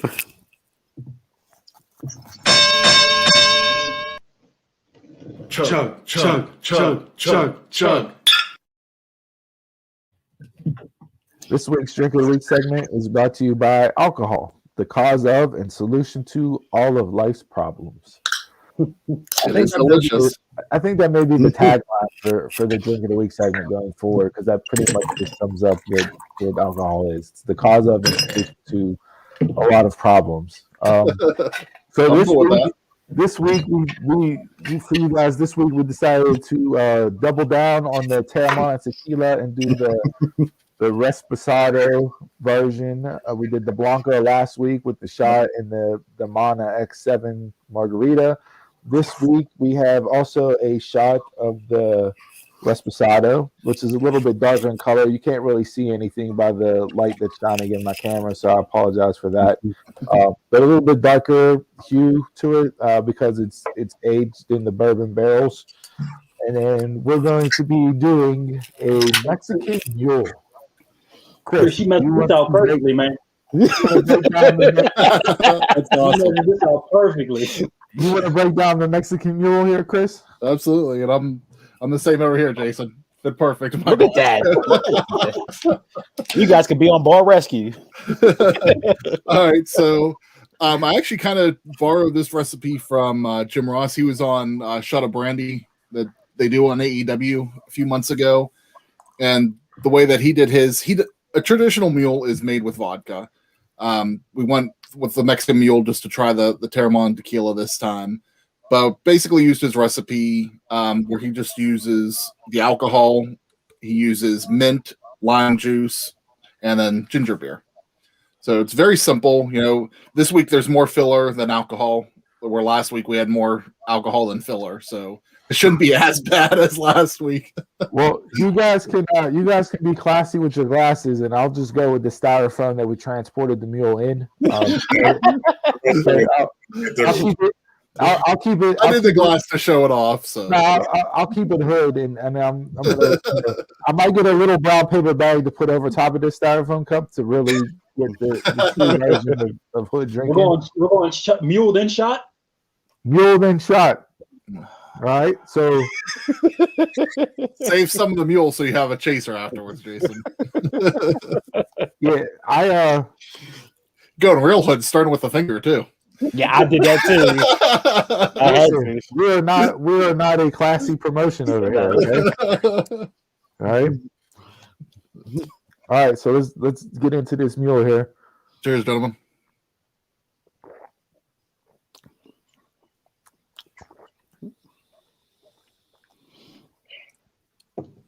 Woo.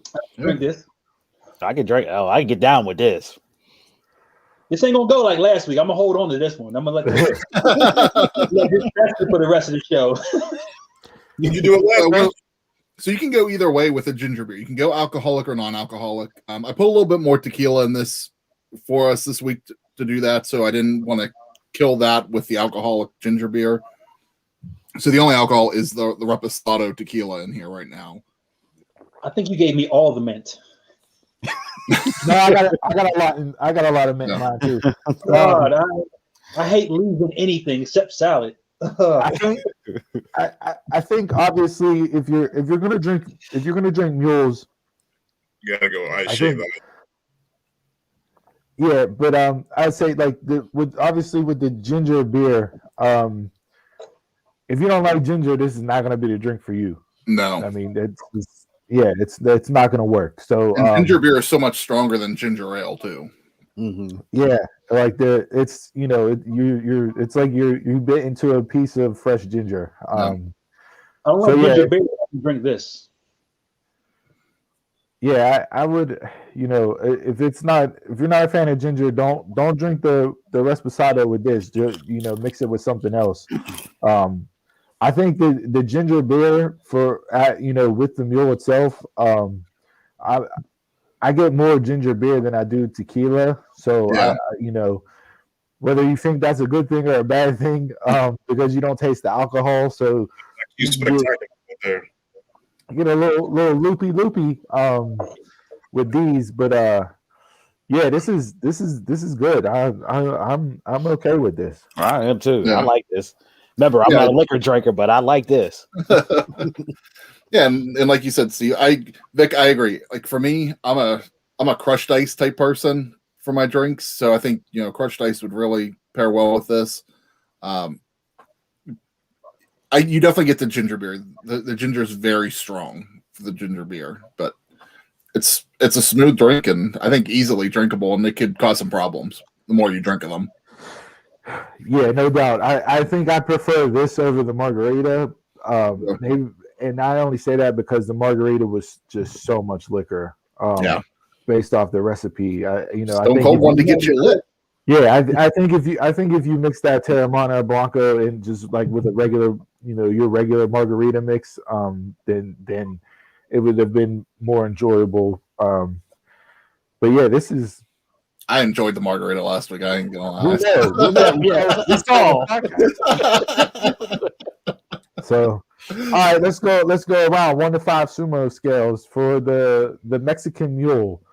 Chris, we'll start with you. What do you got? 1 to 5. I'm gonna go 4. Okay, Vic. I mean, if we had Chris would have splurged on a ginger beer a little bit more, You mean this QVC ginger beer that you get for 25 cents out of the vending machine at Farmore from back in the day? That's still almost an 8-ounce can. I think I think I'm gonna go 4.25. All right, Jay, what do you got? Since I went 4 last week, I'm going 3.99 just for the mint. You're not playing the prices right. You're going It's good, but the mint. I hate mint. Donald, what do you got?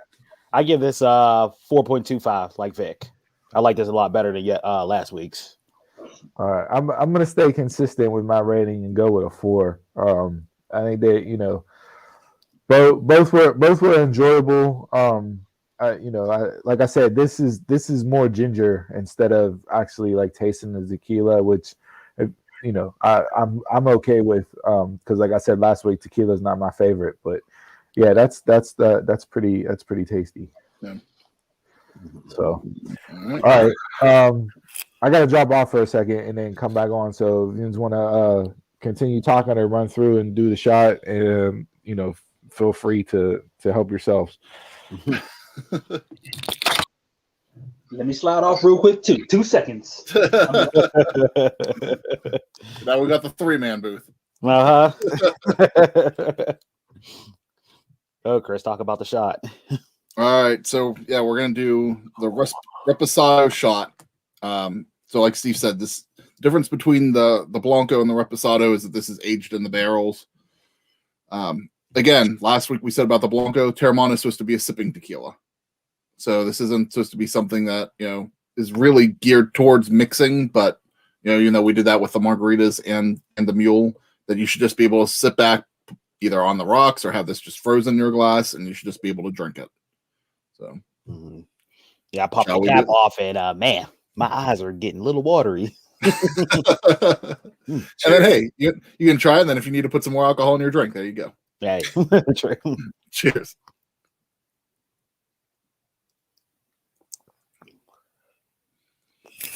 Definitely more flavor than what the Blanco had.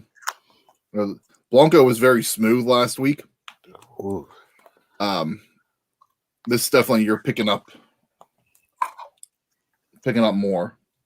What do you think, Vic? I feel like more flavor. I think it's smoother personally. I like the Reposado better. Go. Whew, man. This is rough here for me. This is. Woo, man. It's good. Jeez. Damn, Chris. Hey, there we go. I'm not. In the chair.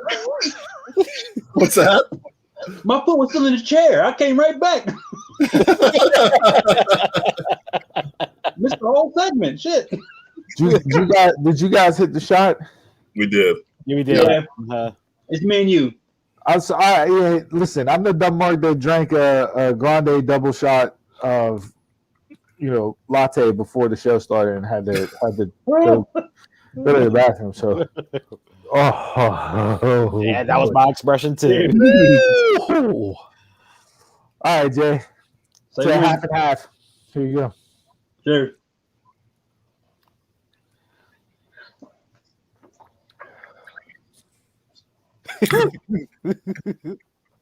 What you think? Chasing it with a sandwich? Chasing it with a sandwich. Is that a PB&J? No, I got some steak rolls.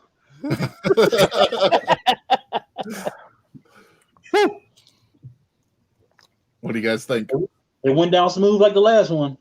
Mm. I like it. Yeah, I think I like the Blanco a little better doing a shot wise. I agree.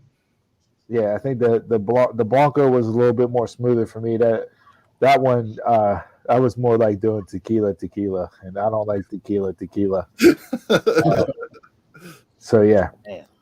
It was good though. I shot wise, I'll give that a solid 3 for a straight shooter. I'm gonna go 4. 4. All right. Well, now that we're all hammered, by all means, get out there, get that Teremana. If you guys make something different with it, let us know. So we can try it ourselves and break it down here on the pod in the Drink of the Week segment. Here, Donald, what you got? Oh yeah, that's my rating for it. It's a 1. Yeah, not for me. For what, the shot or the shot? The shot. Okay. The shot. Yeah. The shot. All right. All right. Well, that was this week's Drink of the Week segment. As always, we ask that you pick up your cans, bottles, glasses, shots, solo cups, brown paper bags, styrofoam cups, whatever you're drinking out of with us this week. Raise them high and to good ships and wood ships and ships that sail the seas. But the best ships are friendships, and friends will always be. Salute. Cheers. Of course, Jason has a WWE glass.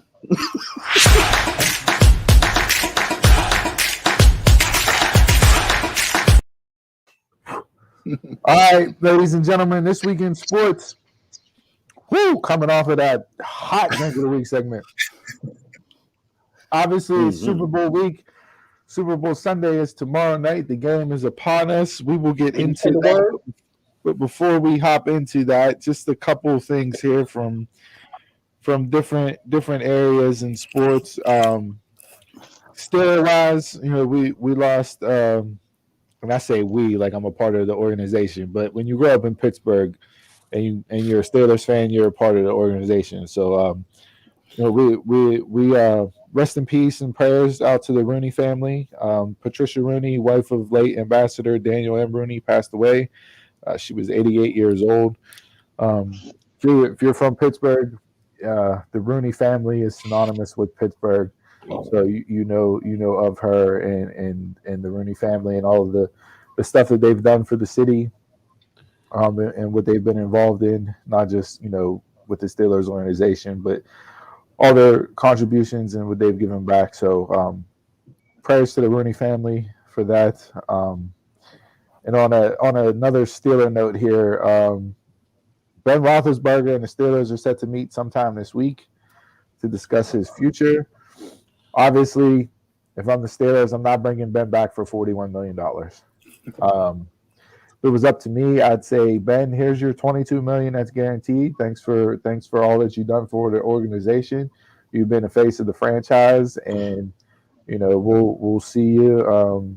We'll see you on down the road whenever we celebrate an anniversary of a Super Bowl championship that you won, and I move on. Drew Brees. I'm sorry, Drew Brees. He just did the Saints a good deal too. He signed for the league minimum, so he don't want his $23 million that he's getting next year, and just sign, and just sign for $1 million so he can help the team. Perfect example of helping the team.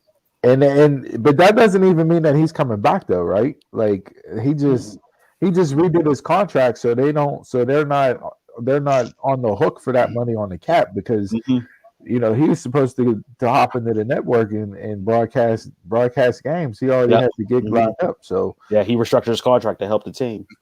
Yeah, I think I did see that the Rooneys came out and said this week or last week that they want Ben back.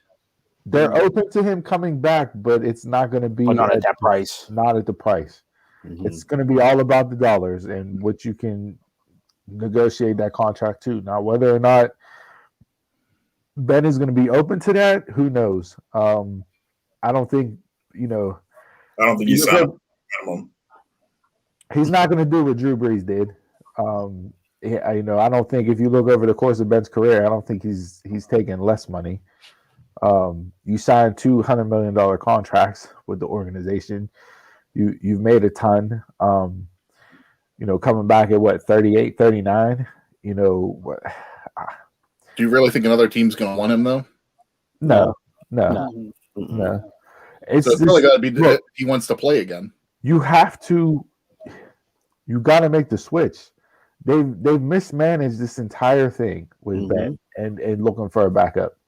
And what the added factor into this with Ben is that Mason's contract, his rookie deal, is up after this year too. So if you really want to get a look at Mason to see is he the guy or can he be the guy, he has to play a full season this year. If you bring Ben back, Mason's not going to play. So if Mason doesn't play this year because Ben comes back, are you going to automatically re-sign Mason? No. Because you ain't see enough. Yeah. So if you do re-sign, you know enough. You saw enough last year. No, absolutely not. You saw enough last year. That Mexican Mule got you drunk already. There's no way that Mason Rudolph is a franchise quarterback and somebody that you can roll with. To me, he's a career backup. He's no better than Tyler Palco. That's what I'm saying. You saw enough to not resign him at all. Oh, I thought you meant the opposite. I was going to say. Okay. Oh, well, I didn't know. You're drinking Mexican mules at noon. I didn't know if that. You know what I mean? He didn't take his shirt off this week, so I think he's okay. Yeah, I'm good. Yeah, I mean, like I said, it's going to be interesting how it plays out this week. There's we mismanaged, completely mismanaged everything. We keep harping on this. You're going to waste what is a good to great defense because of your offense, your kerfunkles around the quarterback position. So yeah, we'll see how that all plays out and moves forward here. Just some quick hitters and some other sports before we jump into the Super Bowl.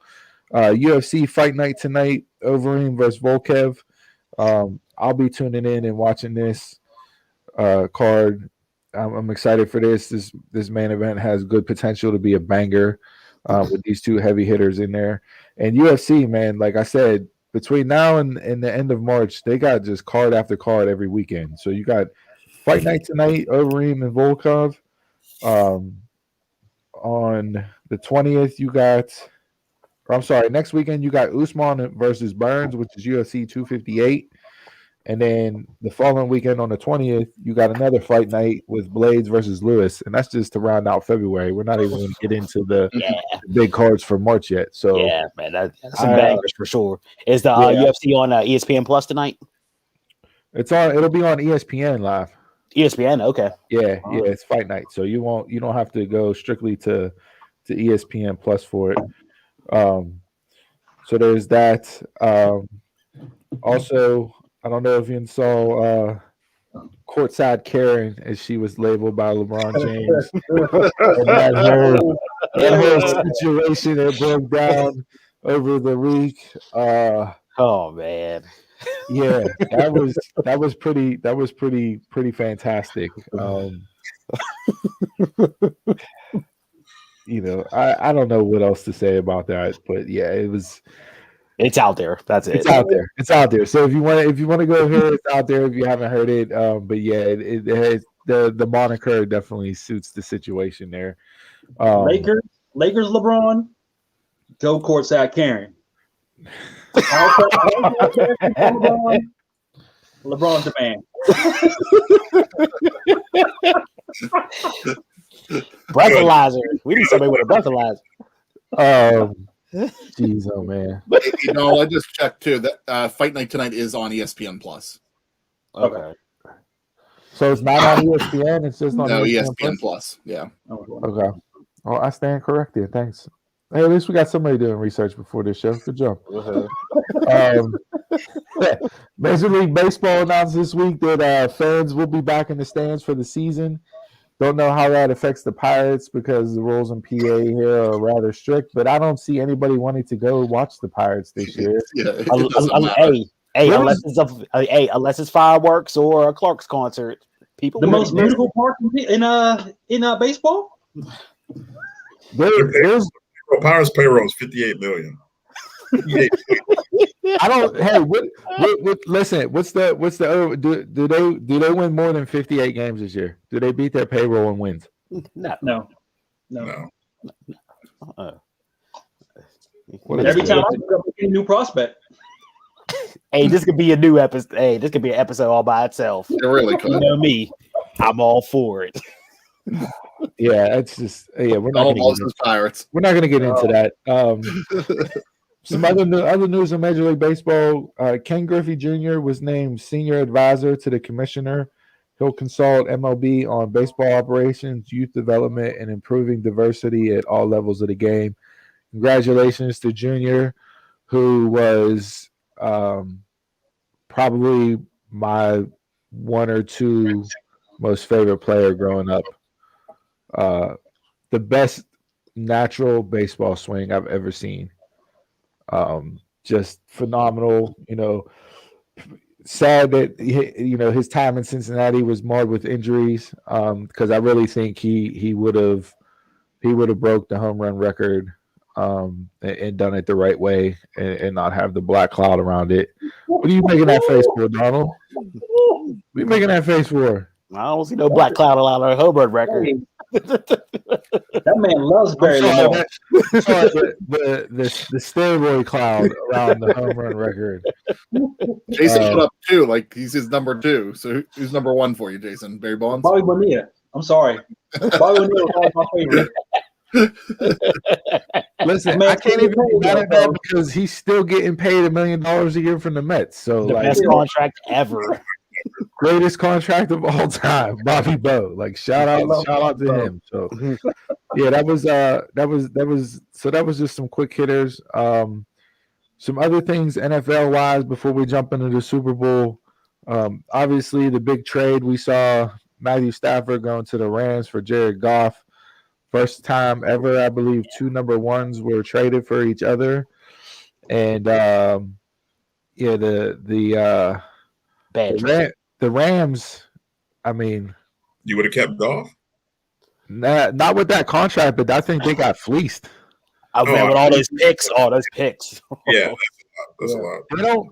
Listen. The amount that they gave up to move up in the draft to get Goff, and then the amount that you give up to get rid of Goff. Mm-hmm. You don't have a first round pick till like 2026. So what did you give up to get Ramsey? What's that? What did they give up to get Ramsey? 2 number 1s. Yep. Mm-hmm. They gave up everything. They gave up 2 number 1s for Ramsey. They gave up 2 number 1s for Stafford. They literally do not have a first round pick till like 2024, 2025. Mm-hmm. Too much. And I mean, hey, listen, like there's 2 school of thoughts with this, right? One is draft picks are valuable capital, and you don't trade away those. You build your team from draft picks. The second situation is, hey, we got a team now that can win it all, and we're 1 or 2 pieces away. So I'm going to give away those 2 or 3 draft picks for a player that I know is established and can get us over the hump. And now it's up to Stafford to prove that what everybody says about him was he's one of the best quarterbacks in the league who's played on a terrible franchise and has been, wasted talent his entire career because of the organization around him. It's up to him to go out and show up and show out and actually prove that what's being said about him is true.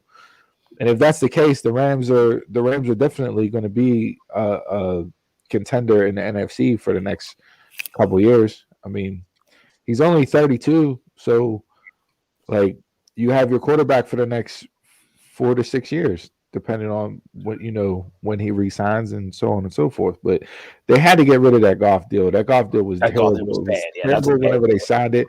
It's just as bad as the Eagles with Wentz. So. And they both went 1 and 2 in the same draft. And they're both in the same situation. Yeah, when rumor was that Indianapolis and Philly were in trade talks for Wentz towards the end of this week. This week, I know Pat McAfee and the boys were not happy on his show about that information. They do not want to see Carson Wentz come to Indianapolis. So we'll see how the quarterback carousel plays out this year. But there's going to be a lot of moving quarterbacks, and it'll be interesting to see.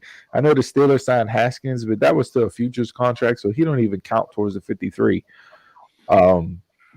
Maybe they make a move for somebody else if Ben don't come back. Wasn't they? Didn't I see reports saying that they was interested in the Packers running back? Aaron Jones. Yeah. Well, yeah, because Connor, I don't think you re-signed Connor. No. Oh no. Now here's an interesting thing as far as Juju. Most receiving yards from 2017 from the 2017 NFL draft. Juju is number 1 with a little over 3,700. George Kittle was 2. Cooper Kupp is 3. Most receiving TDs from the 2017 NFL draft. Juju is number 1 with 26. Chris Godwin is 2. He's tied at second with Cooper Kupp at 24. Do you re-sign Juju or do you let him walk? I don't mind Juju. I never mind him. I think you do keep him. It was never a problem. I mean, he's a good second. Yeah, for sure. If he has somebody compatible with him on the other side, he's a good player. And he was late game clutch this season. Mm-hmm. All the season. At what cost? At what cost do you not bring Juju back? Because some of the reports that Schefter and other people are putting out there, like I know I saw early on for the Jets, Juju to the Jets for like 16 or 17 mil a year. Are you paying Juju 16 or 17 mil a year? No. Can't do that. Not with the way the Steelers draft wide receivers. Yeah, not with that. It then Ben's situation too with the contract and everything. No. I would say it falls on two things. Yeah. One, Donald, you just brought up the fact that Juju, in my opinion, I don't know. Like most of his numbers were kind of inflated. It was when AB was getting doubled. He actually he's had one 100-yard game since AB hasn't been on the team, and I was in a playoff game against the Browns. You got to take all of last year, not this past season, the year before. You got to take that all out because Ben didn't play at all. Yeah, won in Miami last year. He did? Okay, two. Okay, two. What about the I agree. I don't think Juju is a true number 1. Right? But if Deontay can clear up the dropsies, I think him and Juju perfectly complement each other, especially when you have, when you have Mapletron over there as your third, and James Washington is your fourth. And Juju catches the stuff over the middle too. He does. So I would like to see Juju come back. Obviously, he's a young player. He came into the league young, so he's not over the hill or close to being over the hill age-wise, but cost-wise, I don't think he's going to work into what the Steelers are going to try to do and how they're going to move forward. I think you have to suck this one up and let him go, and then draft somebody else like you've been doing. And they've been hitting on wide receivers for the past, past 4 or 5 years draft wise. They don't cornerback. Yeah, since Emmanuel Sanders and Mike Wallace. You had Mike Wallace, you had Emmanuel Sanders, you had AB. Then you go Juju, you have Deontay Johnson, Chase Claypool, James Washington, Eli Rogers. Don't mention that name ever. Hey, Eli Rogers was what, 5th or 6th round pick? Yeah. Mm-hmm. And I mean, he was suitable. I don't know why the Steelers ever gave him up. He was suitable. So, it'll just be interesting to see. And then I also saw, I don't know if you guys saw the article. Cordell Stewart put out an article this week in the Players Tribune. You know what I heard about Cordell Stewart?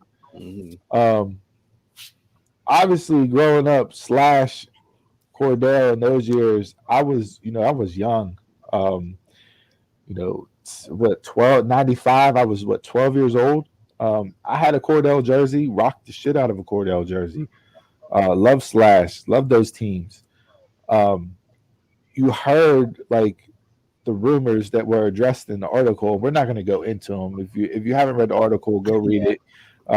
If you know of the story, you know the story.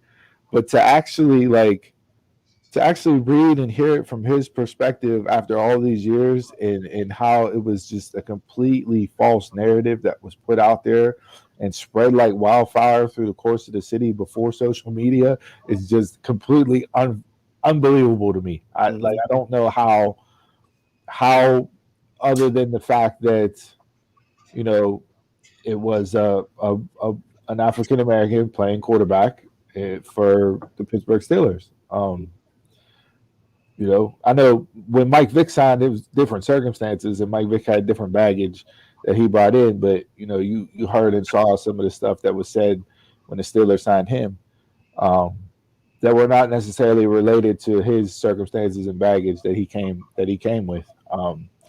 So yeah, it was a really good piece, really good read. I suggest if you guys, you know, if you're a fan of the Steelers or enjoyed those teams in the mid '90s, go back there and like, you forget, like, you don't really realize how good of a quarterback Cordell actually was. Mm-hmm. Like, I think he said his record in the article, I think if I remember correctly, it was 56-29. That's a bad, hell of a record. Shit. You know, AFC Championship game, like 2 times. Took him to the title game 2 times. I mean, I still get mad when I see people come in with number 10 on. Yeah. Yeah. Yeah, so yeah, I mean, but yeah, very good read. If you're just a football fan in general, it's a good read. So I highly suggest seeking that article out and reading it and paying attention to it. I tried to read it the other day, and it on the website it said like you had to pay for it. Anywhere you had to subscribe to their website to read it. Is there a way to read it for free? Yeah, Dominique Foxworth tweeted it out on Twitter. And I think he wrote it. Did he write it in the Athletic or did he write it in the Players Tribune? There's the Players Tribune is. I'm reading it now, and it's free. Yeah, Players Tribune. Just go to Players Tribune. You can read it for free. Like I said, I know Dominique Foxworth tweeted it out. I read it from his tweet whenever I saw it come across. Okay. So you can go check that out. But all right, let's get into it. Super Bowl time. Before we hop into Super Bowls, you want to touch on awards? What awards? They come out tonight, right? Do they come out tonight? Oh yeah, they do. It's always a Saturday before the Super Bowl. Yeah. MVP, defensive player, defensive MVP. All right, so Rodgers is going to win NFL MVP. That's what I got. Mm-hmm. I think Justin Jefferson will win Rookie of the Year, either him or Justin Herbert, for Offensive Rookie of the Year. We'll go with Herbert. Justin Jefferson put up 1,400 yards this year. He did. He had one of the. He did. Listen, when you're breaking Randy Moss's rookie records, you're having a baller of a season. Kirk Cousins too. With Kirk Cousins, yeah. We're slinging him the ball. He got Kirk Cousins, you know. So how bad must Jimmy G be if he getting traded? If he's getting in talks with Kirk Cousins? So yeah, I'll go with Herbert or Justin Jefferson for Offensive Rookie of the Year. Defensive Rookie of the Year, I don't even know. I'll go with Chase. He made it. Yeah, probably Chase. I would say, yeah, that's a good call there. That's probably a lock. Now that I'm thinking about it, are we gonna see it tonight? I want to see TJ Watt win defensive player. He should win defensive player, but you already know. Aaron Donald signed up for that 6 years ago to win this year. Put up the numbers. Yes. Put up the numbers. And granted, TJ Watt did nothing in the playoff game. Okay, nobody did anything in the playoff game for the Steelers. Before. That week 17 don't count. Aaron Donald got numbers. Watt had a better season than Donald. He did, yeah. Mm-hmm. Will he win it? It's like who was the last year that He should have won it last year. Yes, Not Stephon I Gilmore. remember you said that. Yeah, Watch, But there was Stephen no Nelson. It Gilmore was last year, right? Watch was- should have won it last year. And hell, Steven Nelson had better numbers than Stephon Gilmore did last year, and Gilmore won NFL Defensive Player of the Year. But it's because it was Steven Nelson that he didn't even get talked about. But it's Stephon Gilmore, and he played for the New England Patriots, so obviously he's like touted as, you know. And not saying that he didn't have a good year, but Nelson had better numbers than him when you compare him side by side. So I would love to see TJ Watt get it. I think he deserves it, you know. But like you said, it's Aaron Donald in my lifetime is the greatest defensive player that I've ever seen. I was too young to watch Lawrence Taylor. And I know like Ray Lewis, Ed Reed, Polamalu, but the things Aaron Donald does as an undersized defensive tackle on the football field and the way he handles and just goes about his business and he's the greatest defensive player that I've seen.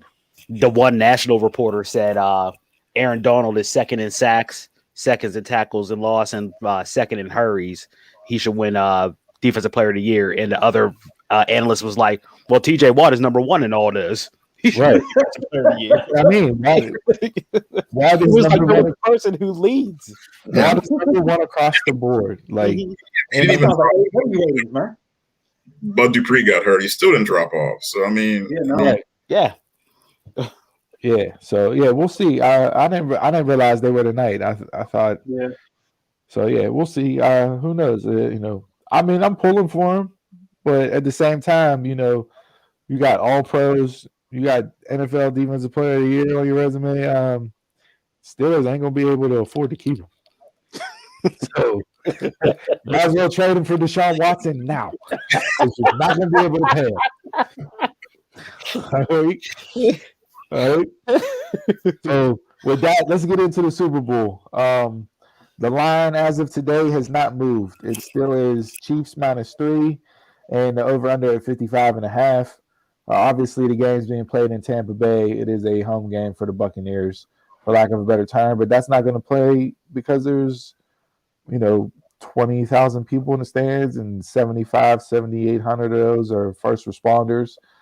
So you have about 15,000 fans, a little less, that are going to be probably friends and family of players. And then maybe a small pocket of actual fans from both teams are able to get into the Super Bowl. So don't know how much the home field advantage will play a factor for the home team, for the Buccaneers. Who you guys got and why? Buccaneers. I got the Chiefs. All right. I would love the Buccaneers staff to get a ring, but I don't want Brady to get another one. So I don't want Brady to get another one, so I'm going with the Chiefs. I like the young guys, the young guns. I would say this is probably the NFL's. This is probably the dream matchup they wanted. The guy, the greatest quarterback of all time, going against potentially. I mean, I think the torch be passed. I think the Chiefs are going to win, but I agree with Jason. I like Bruce Arians. I wish he would have been the head coach of Steelers. I wish he got that opportunity. I love he got the most minorities on his staff than any other team. His entire coaching staff is made up of minorities. Yeah. He's literally the only guy on his staff. So and he was that's nothing new for him. His staffs were like that in Arizona too. He spots talent and gives people opportunities. He came out and fought this week as to why he didn't understand why Byron Leftwich didn't get any interviews for head coaching gigs, and talked about how integral of a factor he was in getting Tom and the offense up and running and working with Brady and making it hum the way that it's hummed, especially towards the end of the season. So, I mean, hats off to Bruce. He, like I said, when he retired, quote unquote, from the Steelers, everybody knew he wasn't done coaching, and I'm glad that he's gone on and had success in Indy, and his time in Arizona was what it was. But he's done good things with the Bucs here. So, agreed.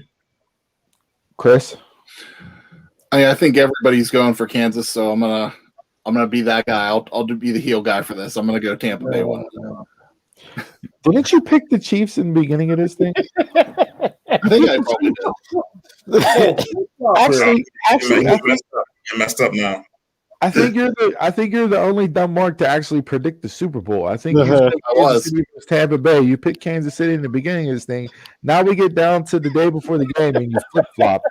Hey, you did it last week for the Rumble, so I can do it for the Super Bowl. You know what you should do? You should move to New England and become a Patriots fan because that's what they do. I have no interest in that. I'm going with the Chiefs. Somehow or another, I think Brady always finds a way to win stuff like this, and it pisses me off. He is the GOAT for a reason, and I throw up every time I say that, but you got to give the man his due. He is the best quarterback to play in the NFL. Mahomes, when he's done, good defense too to help out. Yeah, when Mahomes is done, we'll see where that stands. Obviously he's 3 years in the league. He's been to three AFC championship games. Should have won the first one, lost on an offside, a defensive offsides call, and they lose to the Patriots, and then obviously winning it all last year and running it back this year. But I think the speed factor from Kansas City is just going to be too much for New England. I don't think the game that they play early in the year has any indication on how this game goes. They're two different teams, 2 different times in the year, but I just don't see how Tampa's defense can match up with all the speed that Kansas City has. Tampa Bay does have weapons as well. They're more balanced with Fournette and Jones running the ball. I think Kansas City may have a hard time running the ball on that defensive front with Sue and Vita Vea back for the Buccaneers. But I'm going to go with Kansas City. I think it's going to be 30-19 Chiefs. And the reason why I say that is because I got 0-9 in my block pool. So we need to go to a 30-19 final score. All right. There's a lot of dinero riding on this block pool here. Okay. If I hit this block pool, I may come in here with a little luster in my step, a little pep in my step next week because the pockets are a little heavier. All right. So we're gonna go 30-19 Chiefs. Obviously, some of the prop bets that everybody goes to and bets this time of year with the props. I think 2 of the most interesting ones, if you want long shots that are paying out really good odds, Shaq Barrett is plus 5,000 to win MVP, and Jason Pierre-Paul is plus 10,000 to win MVP. If the Super Bowl would have been the NFC Championship game, one of those 2 guys would have been the Super Bowl MVP. Based on how Brady played and the offense played, they harassed Aaron Rodgers. They had 22 pressures on him. Shaq Barrett, I think, had 3 or 4 sacks. So if you want a long shot odds, both Kansas City Chiefs starting tackles are out for this game. So Mahomes, he does Mahomes magic. Not saying that Rodgers doesn't do Rodgers magic, because he does, but those are 2 long shots if you want to throw something down on a prop bet that may give you obviously astronomical returns. But yeah, obviously you got your what's going to be your first scoring play, field goal, Chiefs touchdown, Bucks touchdown, all those over unders for touchdowns, over unders for first quarter, second quarter, literally anything you can think to bet on in this game, you can bet on. So what's the list of the national anthem? Let me see if they got that on FanDuel. What the national anthem is. Hold on. Coin toss. Who's singing the national anthem tomorrow? That's a good question. I don't even know. No, I don't know. Coin toss right now is minus 103, heads or tails, doesn't matter. Pat McAfee dropped $30,000 on tails yesterday on his gambling show Hammer Down. So, If you got it, that's why he's the king of NXT. Out here dropping $30,000 on the coin toss. that was part of his NXT pay. Put the strap on Mac. That's right. Listen. When you're with McAfee, you roll up to the parking lot in Escalades. When you're not, you roll up in Chevy. Okay? That money leaves. But yeah, literally, you can spend hours on some of the prop bets. I'm gonna throw a couple in here. I like Gronkowski to score a touchdown. I like Kelsey to score a touchdown. Over under rushing yards for Tom Brady is half a yard. So it's plus money right now, for him to go over. Mahomes last year, Super Bowl against the Niners, his over under rushing yards for him was 29.5, right? He had 44 yards rushing, and then he took 3 knees. 7 yards, 5 yards, 3 yards, and finished with 29 yards. So people lost by half a yard because he took 3 knees. Yeah, that was a hurt piece if you bet that one. So, but yeah, a lot of money being spent. What is your go-to Super Bowl menu? What do you have? And if you're having people over, obviously COVID times are restricting Super Bowl parties, but hey, I could be wrong. People are probably going to be throwing them. I won't be. I'll be at home by myself watching the game. But if it was normal times, what are you having? What's the spread like for the Super Bowl party? Normally, yeah. Yeah, normally I get Pizza Hut stuffed crust. Get that triangle for sure. Pizza Hut stuffed crust. Yes. Mm-hmm. Triangle, and then get continue to just.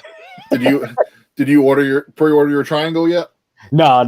We're actually making stuff at home this time. Yeah, we're not going out and buying anything. We're making everything. And then Mom's wings. Mom's wings are fabulous. Why am I hearing about this now? Hey, fat kids don't like giving out the secrets, Vic. You got Vic, you making egg rolls? These Ruben and Rachel egg rolls. That's what I usually do. They're so damn good. I go with wings from the air fryer, those seasoned salt wings. I go with party meatballs, little veggie pizza, some pasta salad, and then maybe throw either a triangle or pizza from Veltree's or somewhere else to round it out, along with like chips and dip in that. So we'll see if I actually eat any of that tomorrow. I doubt it since we're not having people over, but it's normally the spread there for the game. So if you are having people over, be safe, stay safe. Crazy times out here. If not, enjoy the game. Anybody got anything else in sports before we wrap up and get out of here for the week? Yeah, Jason forgot to mention that Dustin Pedroia retired this weekend. That's your man. Hey, that's your man. Remember, I forgot about sports this week. So yeah, nobody cares. Nobody cares. Adam Morrison of the Chiefs. Nobody cares. All right. We get there's a website called mvnm.com, and it's a database for top college football and high school players.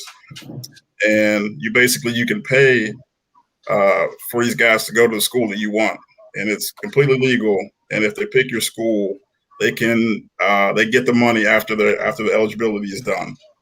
And it's completely new, and it's I think it could be a potential game changer. What's the website again? What? mvnm.com.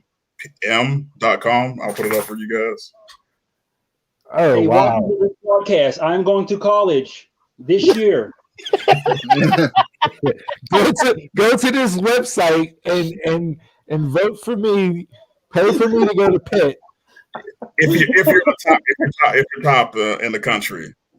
Really? So they actually being like a donor almost. Yeah, it's like a Kickstarter. What? That is crazy. Yeah. So this is how Nick Saban is getting all the recruits to come to Alabama, right? This is insane. I don't think I've ever heard of this. Yeah. Wow. Yeah. Hey, more power to you. Props. I think I might sponsor a kid. Hey, Hey, listen. You know, there's a lot of top talent in Western PA in football. We know that. You know, there was this week came out the quarterback from Jeanette, Brad. I think it's Bradley Birch.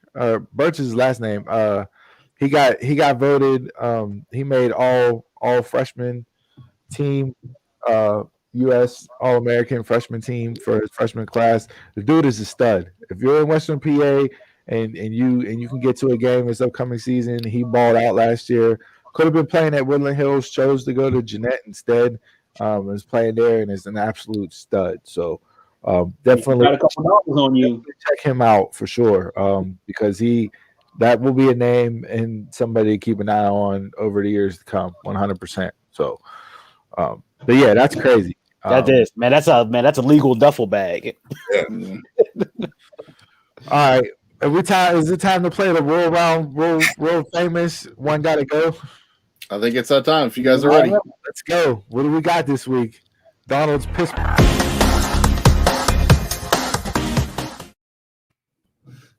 All right, guys, before we get into One Gotta Go, thanks for tuning into episode 23 of the Dumb Marks podcast. Remember that we are live every Saturday at 11 a.m. on YouTube, Facebook, and Twitter. So please subscribe, like, and follow our social media pages so you get alerts each week when we go live. Our audio-only edition of the podcast is released every Monday, so you can listen on demand on all your favorite podcast platforms. Subscribe to our social media pages of Facebook, Instagram, and Twitter at DumbMarksPOD. I'll point down below this week. Message us during the shows while you watch live, or you can even email us at dumbmarkspod@gmail.com. Good job. Anything else before we get into the game? No, we were sober enough to read through the props there. Good job. Rest in peace, Dustin Diamond. Yeah, Sure. forgot about that. It's sad to lose everybody, but there's some stuff in the history Yeah. there. Oh yeah, there is. You No, know, they were definitely glossing over that this week. Oh, for sure. yeah. I don't have any thoughts. I'm excited to play One Gotta Go this week. What do we got? This is what people tune in for. We save it for the end of the show to make sure everybody listens to us. So, oh man. Ooh. We went with games this week, and I think it's perfect. This is the way that it fell, and Donald can start us off. Oh man, hurts my heart with this. So the Resident Evil series, those are one of my top franchises, so that is staying whole for sure. Mario, that's what everybody grew up on for sure, so that's definitely holding. Call of Duty and Tomb Raider. I was never a fan of Tomb Raider all like that. I played one of them, Tomb Raider 2, and it was really fun. Call of Duty, that's the young kids' games now and everything. And I'm not good at first-person shooters, so Call of Duty got to go. This guy is unfucking believable. Get him off the show 3 weeks in a row. This is terrible. Reese cups, then whatever peanut butter and jelly, and then last week comedians aren't funny because comedies aren't a funny genre. And Call of Duty is not good. That is an arcade shooter. That's for the kids. Nah. Oh my! You don't need real skill to play Call of Duty at all. You're gonna get us canceled before we even get off the ground. Like, killing the show, dude. Call of Duty for real. Call of Duty is not fun. It's not. They had one game that was fun. Modern Warfare. All of them.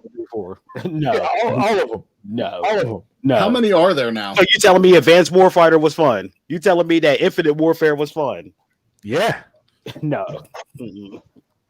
No. Call of Duty got to go. Apparently, Mute him until we sign off. Just mute him. Leave his face up. Just mute him. Jeez, oh man, I can't believe this guy. Jason? If you would like to see One Gotta Go from the Bum Marks, please vote on Steven, Jason, or Donald. Who would you like to see go? I'm staying. I'm bringing the ratings. Controversy creates cash.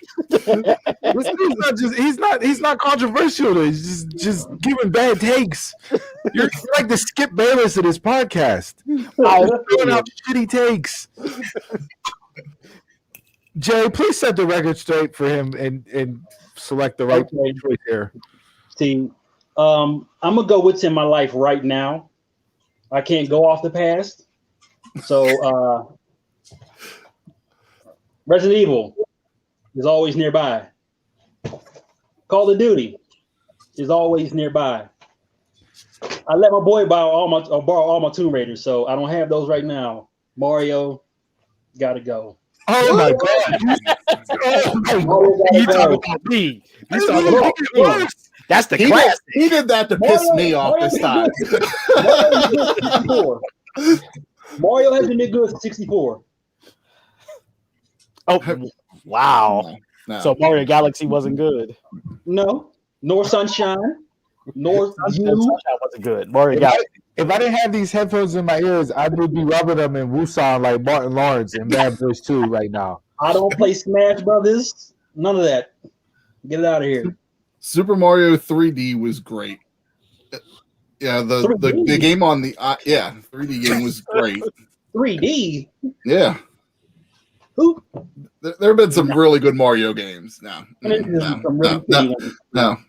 I didn't mute Donald, and I'm not going to mute you, but but you're making it very tempting right now, Jason.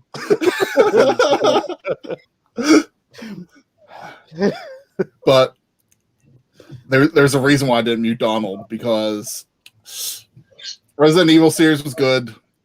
Tomb Raider I played growing up and really liked that game. Mario series for me is the best.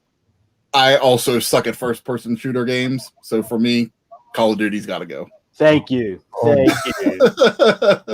Somebody who has taste in video games. It's not falling for the arcade. What's the hottest thing on the market? No, that has no story. I haven't played Call of Duty since college. I'm about to log off, man. My blood pressure's going up. If you'd like to join a podcast, please send an 8x10 in your resume to gmail.com, and that's markspod@gmail.com. We'll be actively reviewing new applicants during the week this week. Please come through for me. Please. Medicine. I mean, if you can go back to Nintendo, I'm like, you can't get rid of Mario series. Resident Evil to me has some of the best graphics for a game, so that's in. I was never a big Tomb Raider fan. I'm more of a first person shooter. I love Call of Duty. For me, it's Tomb Raider gotta go. Thank you. Some logic is finally coming through on this segment. Who still has a Nintendo? A current Nintendo system? Tomb Raider got it. I got a Switch. Of course, got a Switch. Off the list. You don't even play it. Tomb Raider was butt. The movies were butt. Get it off the list. Wrap it up. I'm done. I'm going into the final quote. I have nothing else to say about this segment. It's pissing me off. Tune in next week as we play the Roll Now World Famous One Gotta Go with all new co-hosts, because we're taking applications all week. I would say we should do one of just all One Gotta Goes, but Steve probably wouldn't make it the whole way through. No. I don't even know what my quote's going to be now, because the one I had was positive and uplifting, but after that, I don't even think that. His quote is, "It's to me, Mario."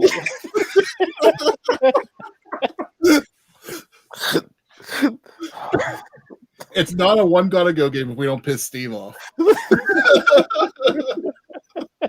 All right, I got one. This is not the quote that I was going to go with this week. This is completely changing it up on the fly. So, a mistake that makes you humble is better than a success that makes you arrogant.